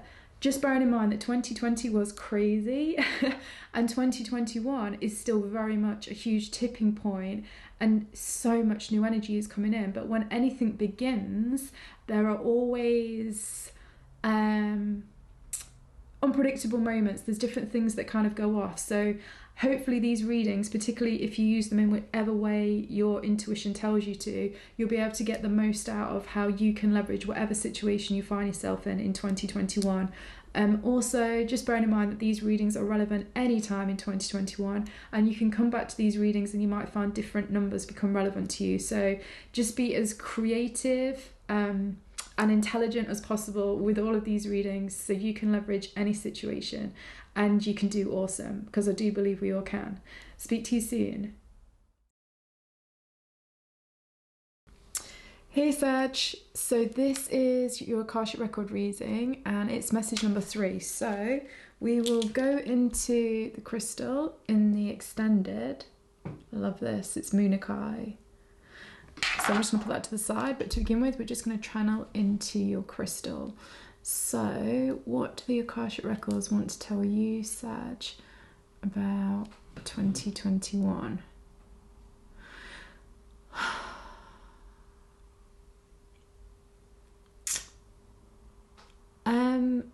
Okay, so right, let me just go straight in with what I'm seeing. The first thing I'm getting that somebody's like looking at themselves in the mirror, and they are two things are happening, right? And they're happening kind of like instantaneously. Like, one is a shadow attribute, one is a light attribute. On the shadow side, this person's looking in the mirror and they are doing that thing of like spotting all the things that they don't like about the way that they look, right? And that feels like a shadow energy. But on the light side of also what they're doing, it feels like on an unconscious level, they're starting to completely, this is so gonna sound weird, but let me go with it, also starting to see themselves in a new light, which is way more, where they find themselves way more attractive than what they ever had done before. So I know that that sounds like a complete paradox, because on one side they're looking at themselves and they're picking fault, and on the other side they're looking at themselves and kind of seeing themselves in a new way, and they're appreciating this new kind of image, this new look that they have, or they're appreciating some of their features in a way they hadn't appreciated them before. And what I'm really getting from this is the Akashic Records are saying that this is kind of like about, I'm hearing the word wholesome and holistic. It's kind of, they're saying it's like a delicate balance when you go into this phase of basically changing how you see the world and also changing how you see yourself in the world. And I'm really getting that that's the kind of energy that's really, really pulling through your Akashic Records for this pile. And I'm hearing as well that it's sort of like, it's a process of unraveling, and that essentially it's the Akashic Records are kind of encouraging you to be curious, and I'm hearing to kind of be analytical about both the shadow attributes that you have and the light attributes that you have, not just in the way you physically look, but like everything to do with yourself. So like on a physical level, a mental level, an emotional level, an energetic level, and also the way that your life is. And it kind of feels like I'm seeing somebody being given a pair of glasses, and it's like they see the world one way without the glasses, clearly, and then they see the world another way with the glasses on. But it's more than that, because then I'm also seeing, I think it is Monet, you know, the famous painter Monet. I'm sure he had like cataracts or something because he got older, so it changed how he saw the world, and therefore it changed the colours and things like that were in his artwork as he got older. I feel like maybe they had more of a tingy, reddy colour to them, or I'm not sure. But it kind of, all of this kind of feels metaphorical for like what's going to be going on for you in 2021, where it's kind of like something happens, or a few things happen, and they make you, no, they don't make you, it's just like organically as a knock-on effect of the experiences that you have in 2020. And I'm also hearing for some of you, you've also had this kind of energy that's been coming in from 2018, 2019, and obviously 2020. And in 2021, it's almost like you're finally really starting to see yourself, like I say, in the world in a completely new light. And in doing that, it's almost like, I don't know, it's like bringing in added depth, kind of an added, again, like gravitas, kind of magnetism, that's it. It's bringing like an added magnetism to who you are and what your life is going to be about. But I'm also hearing that it's very,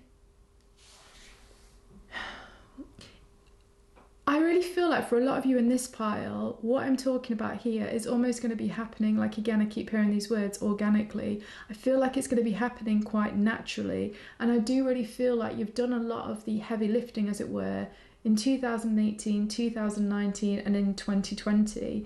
And actually, I feel as well for you guys, it's really important, whatever happened, around the 4th of December 2020, when there was, I think it was a solar eclipse in Sagittarius. I think it was around, yeah, something like that. It was around about 23 degrees Sagittarius, but I'm not totally sure on that. But anyway, something like that sort of energy. So something happened at the end of December 2020 that is super, super significant. And I'm hearing that it was almost like a sudden epiphany, a sudden like realization. And it feels like it instantly changed your perspective. And again, I'm being shown Monet, that famous painter. And obviously I have no idea if this happened or not, but it's almost like there was a critical point where literally his vision literally did start to change because of the cataracts. And although the cataracts had been like coming on steadily and slowly, there was almost just like one day when there was a significant difference. And from that moment onwards, he then started to see life and the colours in a slightly different way. And I'm also getting this real feeling like whatever's happened to you in 2018, 2019 and 2020, it's still all super valuable. And I feel like it's so interesting. I'm getting this thing where if there is something that you want to, a bit like a cataract, so you know how cataracts, you can go and have a sort of treatment and you can get them reversed. I feel like for some of you, if there is a project, a situation, a person, a group of people that you almost want to bring back in your life from 2018, 2019, 2020, then I'm seeing that that's a potential choice that you can make. And it'd be like going to get the cataracts removed. But I'm hearing this really important thing that if you're going back to a person, people, situations, whatever it is, it's really important to honestly assess, has the thing that you're going to bring back into your life, has that thing changed enough to now be in alignment with you enough so that stability and longevity can be created. And I'm trying to keep that as broad as possible so that it can, you know, that's just basically the vibration that's coming through the Akashic Records. So just go with your intuition of kind of like what it's pulling out when I'm saying that, and see if there's any situations that are flagging up, people, scenarios, maybe even the surroundings, like what the surroundings look like. Because I do think there's the choice for you to do that. Equally, I'm hearing that you can also choose to continue into this like new reality, like maintaining everything brand new almost. Because it feels like there could have been like the tipping point of a new beginning around December 2020, particularly for you guys, Sagittarius. I know we would have had the solar eclipse, or we will have the solar eclipse at the beginning of December 2020, and then we have the epically important Jupiter-Saturn conjunction around about the 21st of December, and all of this energy, so all of December 2020 was very kind of pivot. It was a real pivot point, and I'm hearing that it was a real choice point for so many people. And I do feel like there'd have been something that was going off with you psychologically, like you're becoming aware of something that actually was really important to you, and it would have been coming aware around about the end of December 2020, and then this is significant to the energy that's going to be playing out with you in 2021. So if we've gone past that point, because depending on when you listen to this video, if we've gone past 2020, just pay attention and just reflect on what happened in December of 2020, because it is really significant. And I'm really hearing that it's about you. I'm seeing like somebody like what's one of these people at a circus where they can like contort their bodies into different shapes so they can get into boxes and stuff. I'm seeing the image of somebody doing that. And I kind of feel like it's strange. It's funny, right? Because that would often seem like it's like putting yourself into a box, and usually that would be a really heavy, constrictive energy. But because I'm being shown it more as kind of like a magic trick, like a circus event, as it were, and like a highly skilled and also unique talent for a human being to have, to be able to contort their bodies in such a way like that, it kind of feels like something that was really constricting to you in the past is actually, again, you're going to see it through this new vista, these new eyes, and you're going to actually realize that there's actually something incredibly I'm hearing the words like alluring, exciting, and I don't know, just think about like a kid going to the circus and seeing all of these things. That's it, wonder and curiosity. And what I'm really hearing from your Akashic Records is that in 2021, you following things that mentally stimulate you in a way where you feel curious and I don't know, curious and excitable and kind of way more youthful. They're really important elements to bring into your life, because it's so interesting as well. When we're showing the cataracts is always something that happens, well, I think anyway, usually for people that are a lot older. And it's kind of like, it's like you're needing to combine wisdom, which I'm like seeing as the cataract is like wisdom, because it's being shown to me that it's like almost like it's showing of age, right? And as you get older, you've had more experiences, and then you can be wise from those experiences. And I feel like this is really, really important to do with whatever's going off with you in 2021. And I think it's really important as well to be taking, I'm hearing like almost pit stops. So now I'm seeing like a racing car driver going around a racing track. And you know, when it gets to a certain point, they need to get the tyres changed.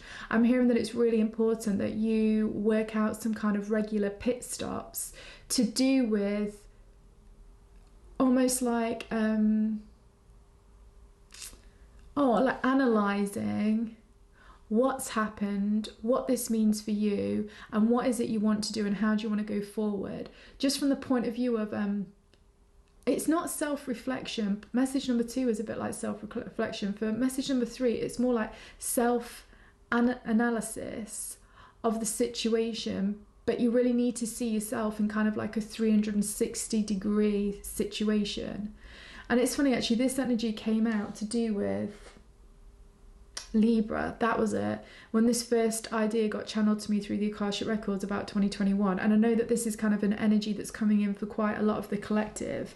The ones that are super sensitive will pick up on this early on, but like within the next 20 years, 10 years, whatever, loads more people have this concept. And basically what it is this idea about you getting a 360-degree perspective of yourself and life. It's being described to me as basically using artificial intelligence psychology.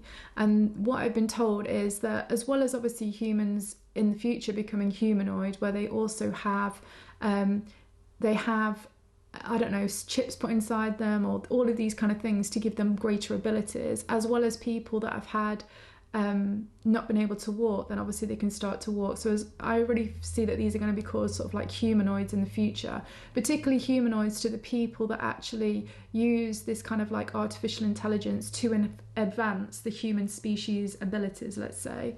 But I'm hearing like another thing that's really going to come through is there's this great ability where human beings don't necessarily have to blend themselves physically with artificial intelligence by putting chips inside them or not, but they can psychologically analyze how artificial intelligence works and then use some of those principles and add them to their own human psychology to advance how they are within physical reality, right? Just like how we might go to a therapist to sort something out, or we might go to some kind of like success training or whatever to kind of train our psychology. It's being shown to me that there'll be like this movement in the future of basically artificial intelligence psychology.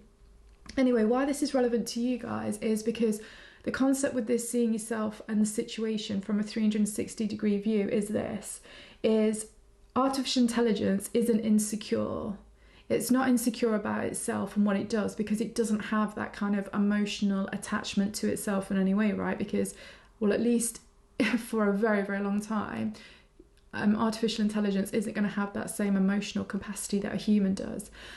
But this is one of the good things to do with not having that emotional capacity. It means it doesn't take anything personally, because it doesn't start to feel insecure about something that's happening, and then the ego comes in, and then the ego blocks it from seeing what's really going on for the fear that it might annihilate the ego even more, like make the ego even more insecure. So the thing with artificial intelligence is it will be able to see a situation exactly as it is without any filter. And it's so funny because the filter is like the cataract. And I really think it's about you taking away filters that you've put around yourself for quite a long period of time, so that you don't feel insecure in certain situations, or they help to disguise a fragile ego in a certain area of your life, right? But then this is also the really cool thing. So if you can try and do this artificial intelligence psychology where you don't allow yourself to let insecurities filter what it is you're seeing and how it is that you're interacting with life, then you'll start to be able to see more of what is actually going off, because your psychology, your ego won't block stuff that's actually there in physical reality, that's actually happening, and try and tell you something different to make you feel better about yourself in that situation or with that person or whatever. So if you can almost blow that filter that human beings have, which I'm being shown comes through a feeling of insecurity with their ego in some way, at the same time as keep your heart completely connected to yourself, then you'll start to be able to have a much better 360-degree perspective of yourself and what's going off in your life. And this will allow you to make even better choices than what you already have done.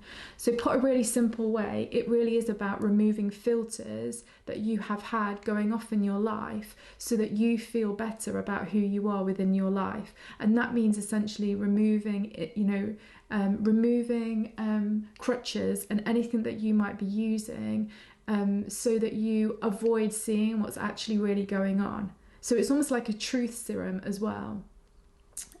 So yeah, that's the kind of energy that I'm seeing right after that. But now let's get some cards and see what's going on.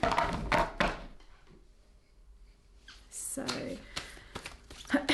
what is going on? Oh wow, I'm seeing a new shape. I've not had this one before. You guys, it's looking like a bowl, basically. So this is also telling me there's something for you to capture in 2021. And there's something for you to... this is really bizarre, because I know some of you are going to be predominantly, let's call you masculine energy, right? But I'm almost seeing like, essentially, almost like the womb, and there's a thing called the sacred bowl, which holds different, let's say, physical anatomy, but also energetic anatomy within a female body. And it really kind of feels like there's some kind of like sacred bowl going off in your life. And that's being shown to me very much as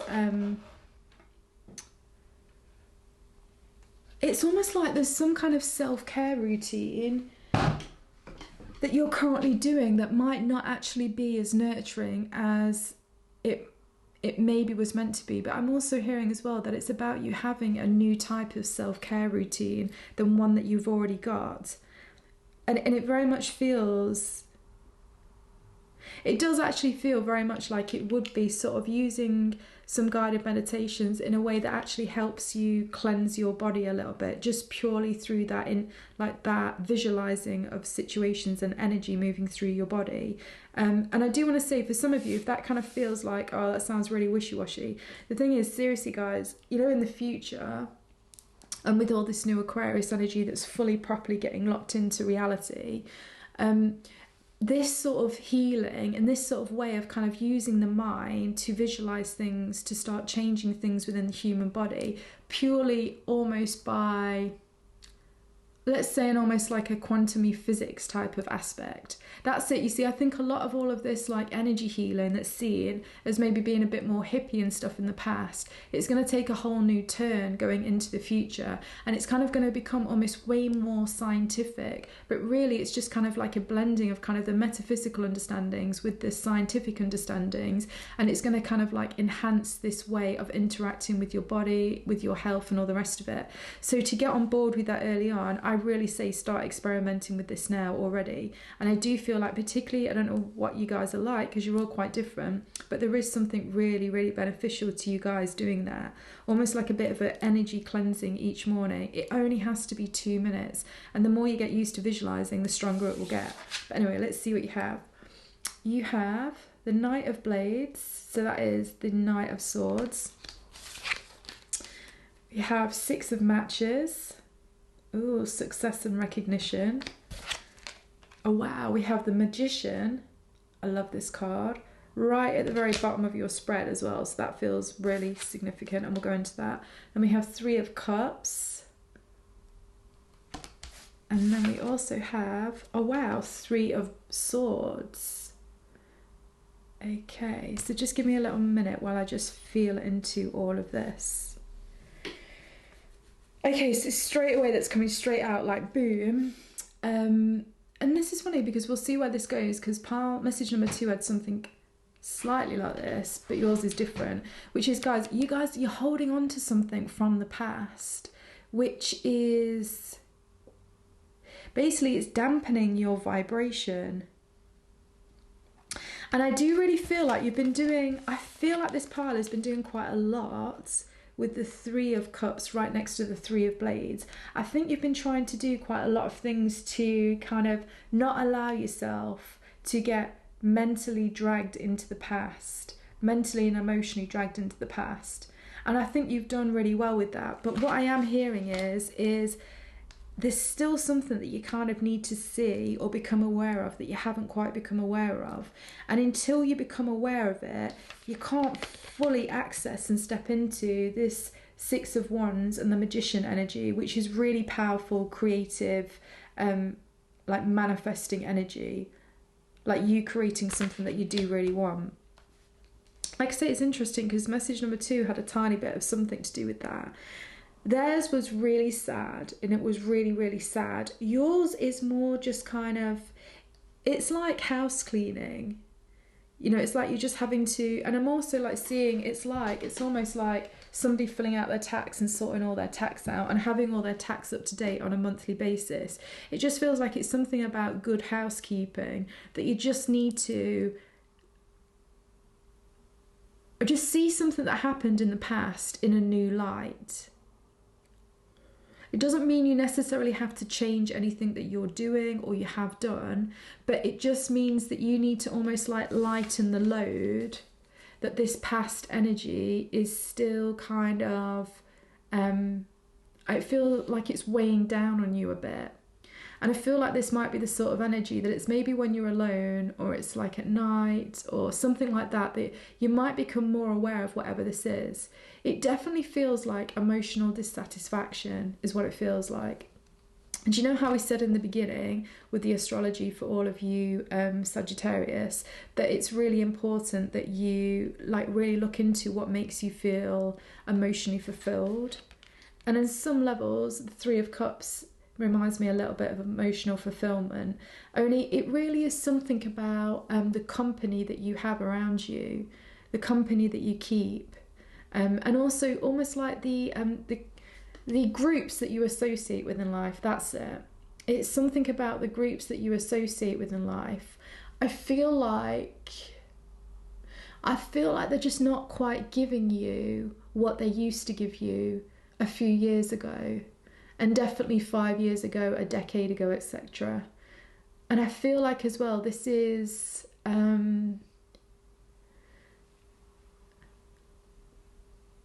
again sort of slightly dampening your incredible, powerful manifesting abilities.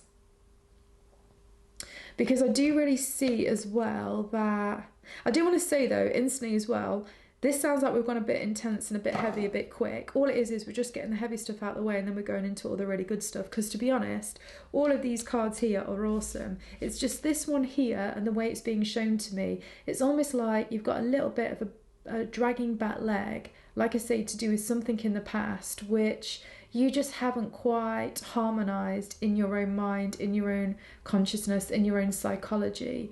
And because of that, it's just sort of pulling you back a little bit. It's pulling you back a little bit. Now, I will say as well, I do feel like this is more of a heart type of scenario. So it's more of like a relationship, a family, a childhood situation, a friendship situation. It really feels like the human heart is involved in it. So it doesn't necessarily feel like what's holding you back is a difficult thing that's occurred to do with money or, job or anything like that. It definitely feels more of an emotional type of energy, like a heart energy, a connection energy, basically. So what we're going to do is, because, and I've done this with a few of the other piles, which is because your Akashic Records are open right now because I'm in them, and then whenever you listen to this video, they're open again. So you can basically already have a channel into your Akashic Records while you're listening to this reading. That's why anything you get intuitively while we're doing this reading, trust it, 100% trust it, because this is like that sacred space. But anyway, what I want you to do is just relax a minute, and I'm going to ask you a couple of questions, and then you just see what pops up into your mind and go with the first thing that you get. Like, totally and utterly trust it. So just relax yourself slightly. So now, what is this situation from the past to do with your heart that's just sort of, it's weighing down on you a bit? It's holding you back a bit from fully enjoying your life.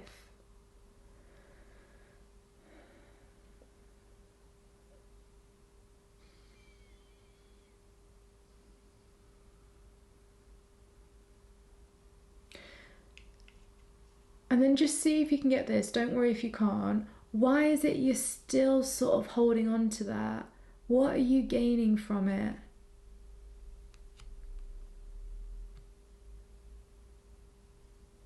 I have to just say it's coming in quite strong for quite a few of you, not all of you. If you get something different, please go with what you get.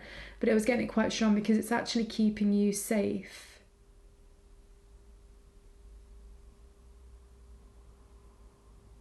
And then just because this is like this energy medicine that all people are going to start to do, it's almost like, I don't know, it will be the new way of doing a lot of different things. But now just see if you can visualize what color that energy is that's being held in your body from the past, and where in your body that energy is being held.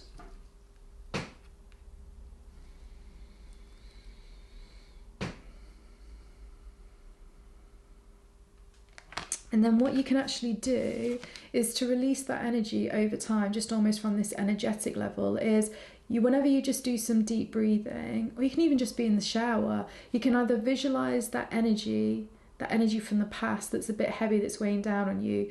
Remember to see it as a certain color, and then see it, almost visualize seeing it being washed off your body when you have a shower or bath. Or use your breath. When you breathe in something like bright white light or whatever color feels good to you. And then when you breathe out the color of that energy that's being held onto your body. Because the other thing as well that's come out of the Akashic Records quite a few times is that basically any sort of like fast moving energy is going to speed up even more. So things like energy healing and how we can use our mind to visualize certain things that also stimulates an actual internal response with our nervous system really starts to speed up. So the ability to do kind of energy healing by yourself is going to get massively amplified. And I got this real feeling that, I don't know what it is about you guys definitely have a healer's type of vibe.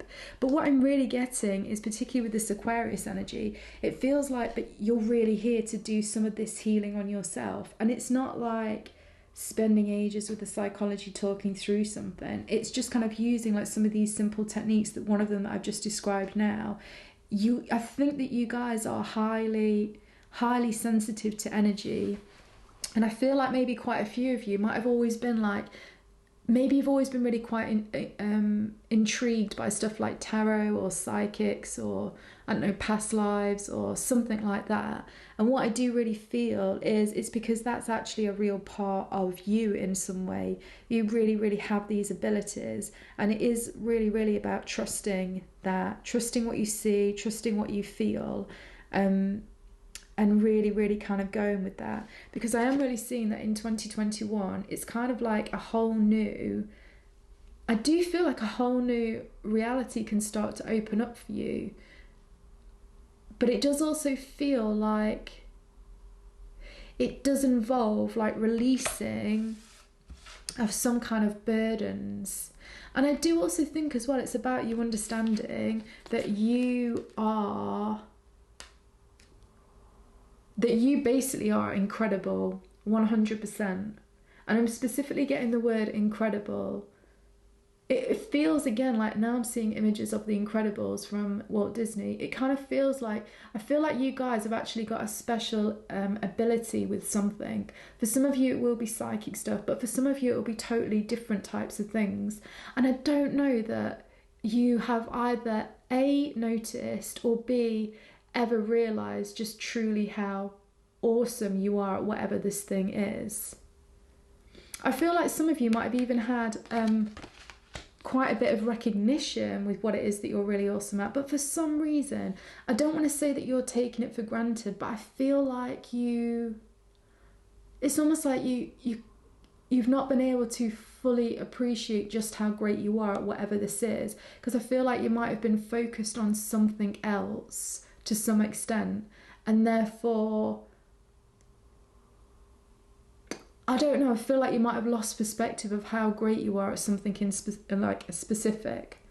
But I do massively feel like in 2021, whenever you listen to this, there's really going to be a rooting out, a cutting away of a certain part of yourself, which I feel like you're going to be cutting away, like a part of yourself that got created when you were a child to protect you in some way. But in protecting you in some way, it also protected you from also really seeing something amazing about yourself, because that amazing thing was kind of hidden away by this little child in order to protect it. And for some reason you've then grown up in a similar situation where you still, to some extent, aren't fully aware of exactly what this amazing ability and quality is within you. So you know what, if that does ring true as well, I'm not going to do this here obviously, but that would be, if it rings true, maybe have a look at a little bit of inner child healing.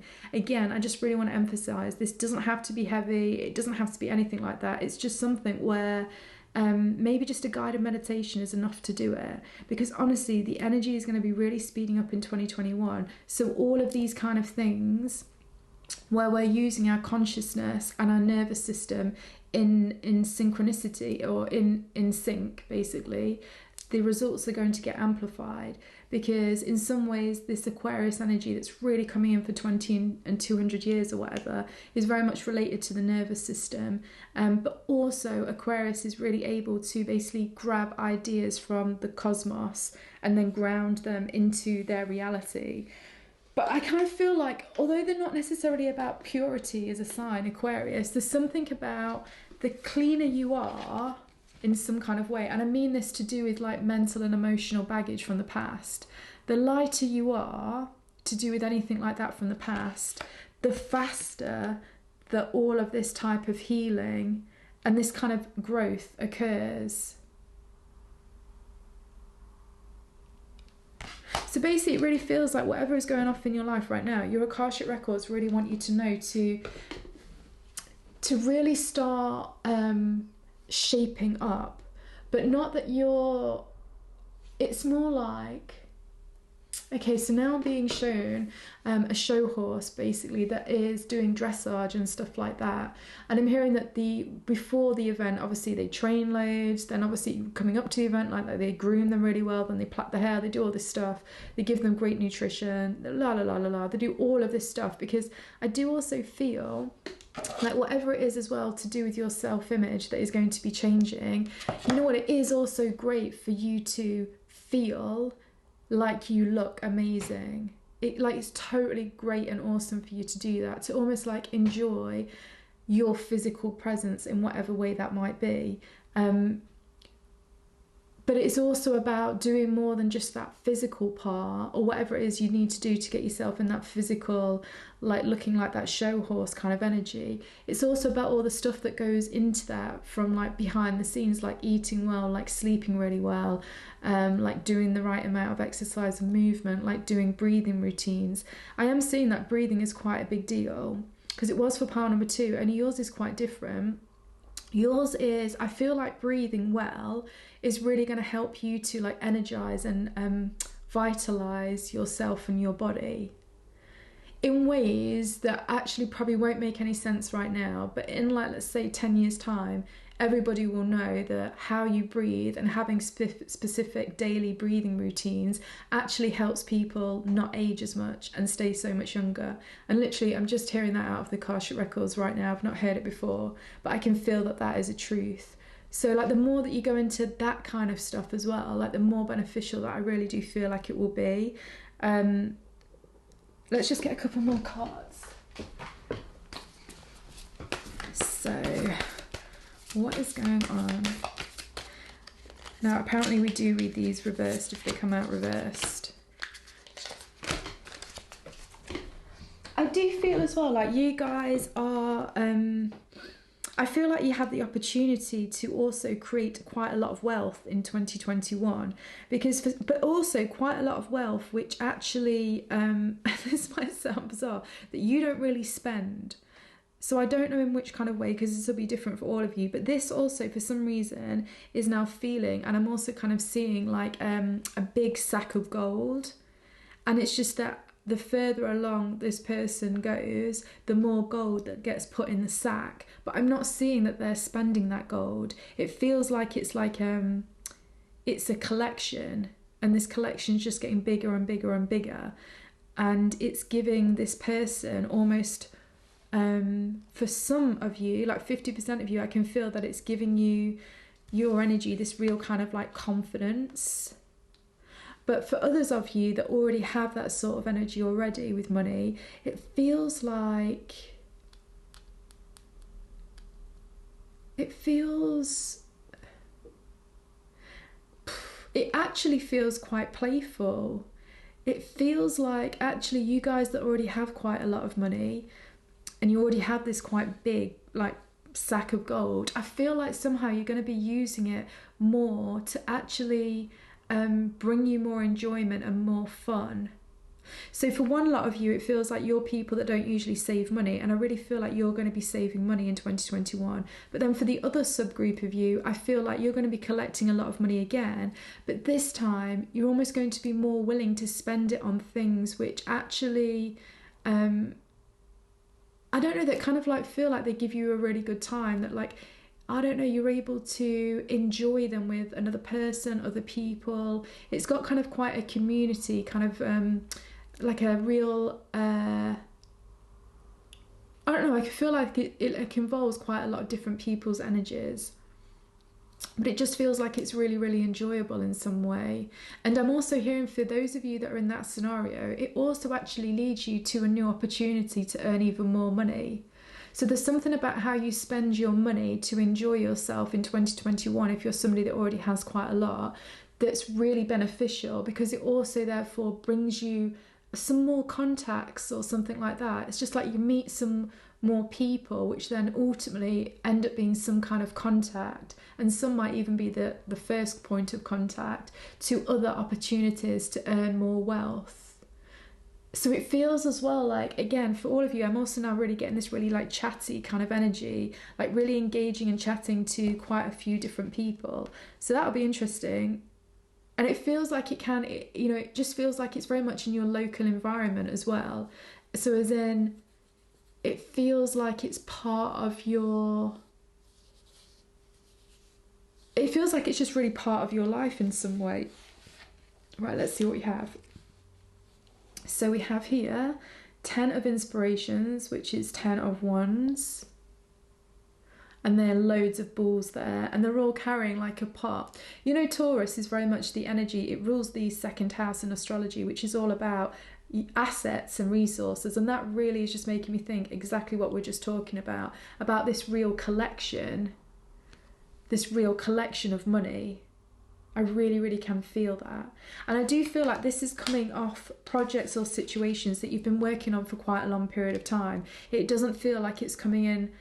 Well, actually, my guides are saying for 10% of you, it is something that comes in quite suddenly from a different type of way of doing something or whatever it might be. For a lot of you, it's something you've been working on for a long time, and only now does it actually start to get proper movement and it gives you rewards. Anyway, so then we have the Six of Voices, which is the Six of Swords in reversed. Again, this to me, because it's in reversed, it does remind me of this, whatever this thing is from the past. whatever that situation is from the past, the memory or whatever that you're holding on to, it is definitely blocking some of your success. So no matter how successful you are, if you look at releasing that, it will ultimately bring you in more success. And like I say, you can just do this through some kind of guided meditations or visualizing the energy moving through your body. If you guys can't do that, maybe even something just like Reiki, and you can have you could have long distance Reiki as well, so you wouldn't have to go and necessarily see the person to have Reiki. I am hearing though, it's important to do it. If you do the Reiki, don't do it with somebody you know. Do it with somebody that you don't know, because I don't know, I'm just getting that really strongly, that's just really important to get the maximum effects. So then we also have Temperance, and then we also have Queen of Pentacles. So the Queen of Pentacles, that really does tell me again this whole idea that you are going to be creating more physical resources in your life, but in some way they are going to be like bringing you more emotional rewards, is what I'm hearing. More emotional rewards. So it also feels like, for those of you that have been working on a project for a long time and it's not come through, it feels like on some level it has probably been, and understandably, been kind of like draining your energy, because I don't feel like this pile at all needs instant gratification. I feel like this pile feels pretty mature and pretty secure within itself. So you can handle doing something and not getting the result you want for a long period of time, because you're not at all insecure and needing that instant gratification. But obviously, if over a very long period of time you never get like a positive result in the way that you want from what it is you're working at, that can still be a bit draining, even to the most confident of individuals. But I'm definitely really seeing, actually, with the Queen of Pentacles over the top of the Three of Swords, I really feel that is going to be something of the past. I really do, because it feels as well like this pile. It'll be interesting to know what's in the rest of your astrology, because I feel like there must be something reasonably significant in Aquarius, or in the 11th house that's ruled by Aquarius, or wherever Uranus is in your chart. It's powerful, or it's got a lot of activity going on with it in 2021, because it does really feel like you guys are going to be, you guys have got a really entrepreneurial feel to you, basically, like you're independent thinkers, you're go-getter type of people. And I do get the feeling that energy, that like highly, I don't know, radiant, vibrant type of energy you've had has definitely been dampened for a while. And I can really feel like 2021 is going to be the beginning of you guys really getting that energy back. And it does also really feel like, with the Three of Cups and Temperance, that you're really going to start to get way more flow coming back into your life as well. Now, also, I understand loads of us might not have had flow in 2020, but I feel like you've not had flow for longer than 2020.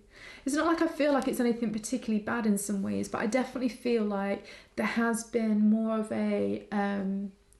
I'm hearing the word blockage, to do with basically wherever you really want it to be, you don't feel like you're there yet, you're close to that yet. But at the same point, you do kind of feel like you're close to it, but then you don't, because you can't see it anywhere.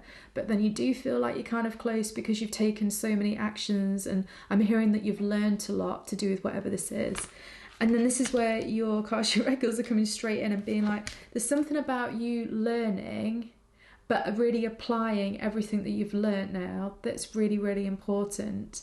It's almost like now it's not so much about learning, but it's more about applying what you've learned, and therefore learning more through applying. It's like you're going to be learning through engaging, basically engaging with whatever it is. So it's no longer about putting stuff off, or maybe some of you don't feel like you've put anything off, but you don't really feel like you've been given opportunities to actually start engaging with what it is you're working for. I'm really hearing and seeing that that's kind of going to be getting removed now. And I do feel like there's going to be a lot of steady progress as well. I feel like there's going to be quite a lot of steady progress. Sometimes the Ten of Wands can be seen as almost like frustration and burden. But you know what, obviously in this deck, it totally doesn't look like that. It just almost looks like an accumulation of something. And I do feel like that's what's going to be happening in 2021. So whatever you've been working on, it's almost like you're going to get almost like a compound interest effect in whatever area of that life it's related to. And also what I'm being shown that's really, really good is because this won't be something that you have suddenly generated out of nowhere, that's what's going to make it incredibly stable and have a lot of longevity within it, almost like a legacy within it. And it'll be really, really stable. But also, one other thing that I'm also getting with this, the Magician card here. Now, I know Sagittarius as an energy can definitely loves to gamble a little bit, take a few risks. It enjoys taking a bit of a risk.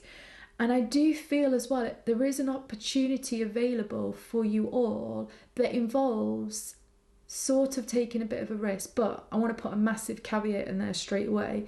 It's not a risk that is illogical, it's a risk that actually is logical. And I'm also hearing further that if you were to ask some people that didn't take risks what they thought about this situation, those ones that can think quite logically would say, it does actually make sense. So there's something about that.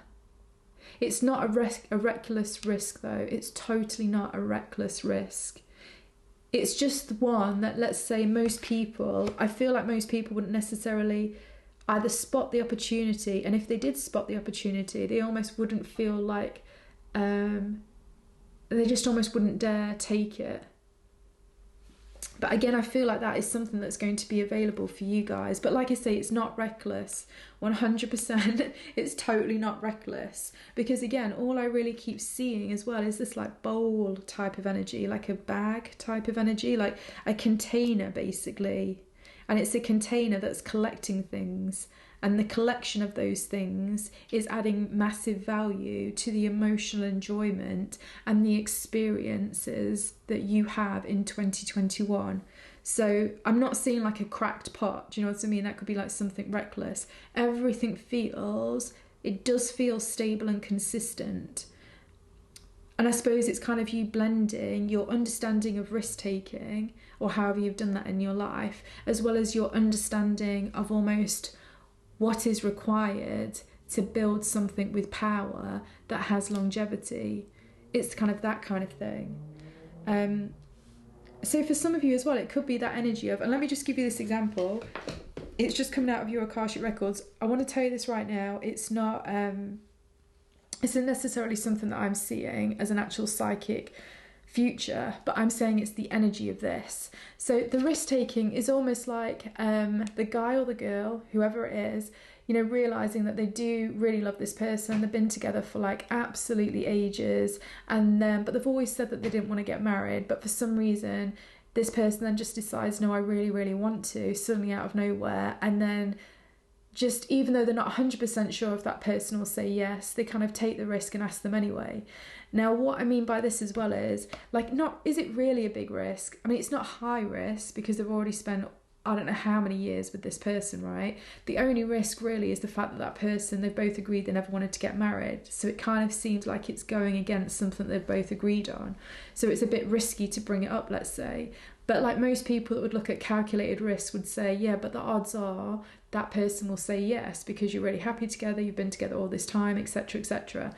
So that's kind of like the sort of risk energy that I'm talking about. One that isn't reckless and that actually logically makes sense. If that, I hope that kind of describes it in that kind of way. Anyway, one second, I'm just getting a message.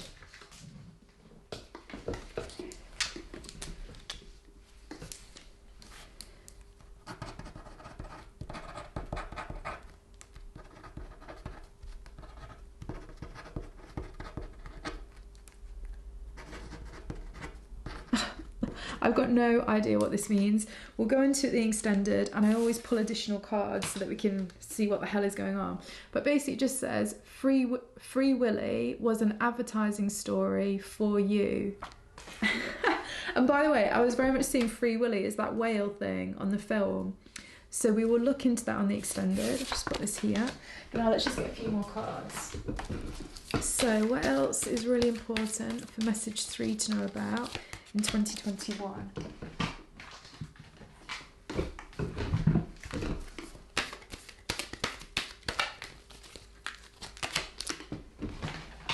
Oh my god, I have to tell you guys, you have no idea how many readings I've been doing in the Akashic Records recently.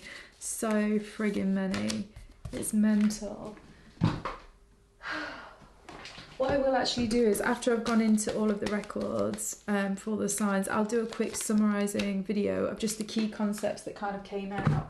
And obviously, for some reason, quite a few of these key concepts have come up for you guys. There's one more here. Actually, I'm hearing we get 2. Oh, wow. Okay, cool. Flipped out. Okay, let's see. So, we don't read any of these reversed, apparently. So we have completion. I love these shamanic cards. They're gorgeous. And the number 9, so that totally is a completion. I'm just getting instantly, some of you might actually be on a numerological cycle where you're actually on your year 9 cycle, but you'll know, or you can Google if that's you. Then we have Wombat Spirit, be at home. Then we have, oh wow, Spirit of Air. That's totally this energy I'm picking up about you guys. You know, when I said I feel like lots of you must have something quite significant to do with Aquarius. If it's not in your natal, I bet you any money it's in like your solar return or your progress chart, because I can really feel that energy. Okay, I love this card. This card is the Comet. It says, a sign of fate, a harbourer of change. And then we have Pegasus, flaunting prowess, gain by unsavoury means. I think that's Medusa, supposed to be there. And then here we have intuition. Oh shit, I don't know why it's not doing that. There we go. Cool, let's just, okay, so obviously we'll take all of this into the extended, we'll channel that crystal, we'll go into exactly what this means with additional cards, and we will go also into all of these different cards here. I can see though there's something big that's going to be happening, and obviously we'll find out exactly what this is with the comet card, because I don't know if you guys know anything about comets, particularly in mythology and stuff, but they're always known as like they bring massive change, and they're often very, very destined and fated. So I do feel like there's something really important in 2021. So obviously we'll go into that into the extended. Also as well, you know, whenever I see this card, flaunting prowess and gain by unsavoury means, there might be something in the woodwork that you just need to iron out, I'm hearing, but also we'll look at that as well in the extended. So cool, I hope you enjoyed that so far. You can also find me on Instagram and Facebook on Abigail Grace Psychic. I also have another YouTube channel, See It Like a Psychic, where I just post different concepts of stuff. Not done anything in a while, but I definitely will with 2020 or 2021's energy. And then if you would like the extended reading, you just need to go to my website on abigailgracepsychic.com, and I will obviously leave all of the links below. But thank you for letting me read for you so far. That was awesome, and let's hopefully see you in the extended to explore particularly these. I'm really intrigued by both of these. But cool, speak to you guys soon. Bye. So thank you for letting me read for you. That was totally my pleasure. If you'd like the extended reading, you just need to go over to my website on abigailgracepsychic.com. I'll leave all the links below. There's the choice for you to buy one reading, one extended reading, or multiple extended readings, and there's different packages that you can go for so that you can get the most out of it. Just bearing in mind that 2020 was crazy and 2021 is still very much a huge tipping point, and so much new energy is coming in. But when anything begins, there are always unpredictable moments. There's different things that kind of go off. So hopefully these readings, particularly if you use them in whatever way your intuition tells you to, you'll be able to get the most out of how you can leverage whatever situation you find yourself in 2021. Also, just bearing in mind that these readings are relevant anytime in 2021, and you can come back to these readings and you might find different numbers become relevant to you. So just be as creative and intelligent as possible with all of these readings so you can leverage any situation and you can do awesome, because I do believe we all can. Speak to you soon.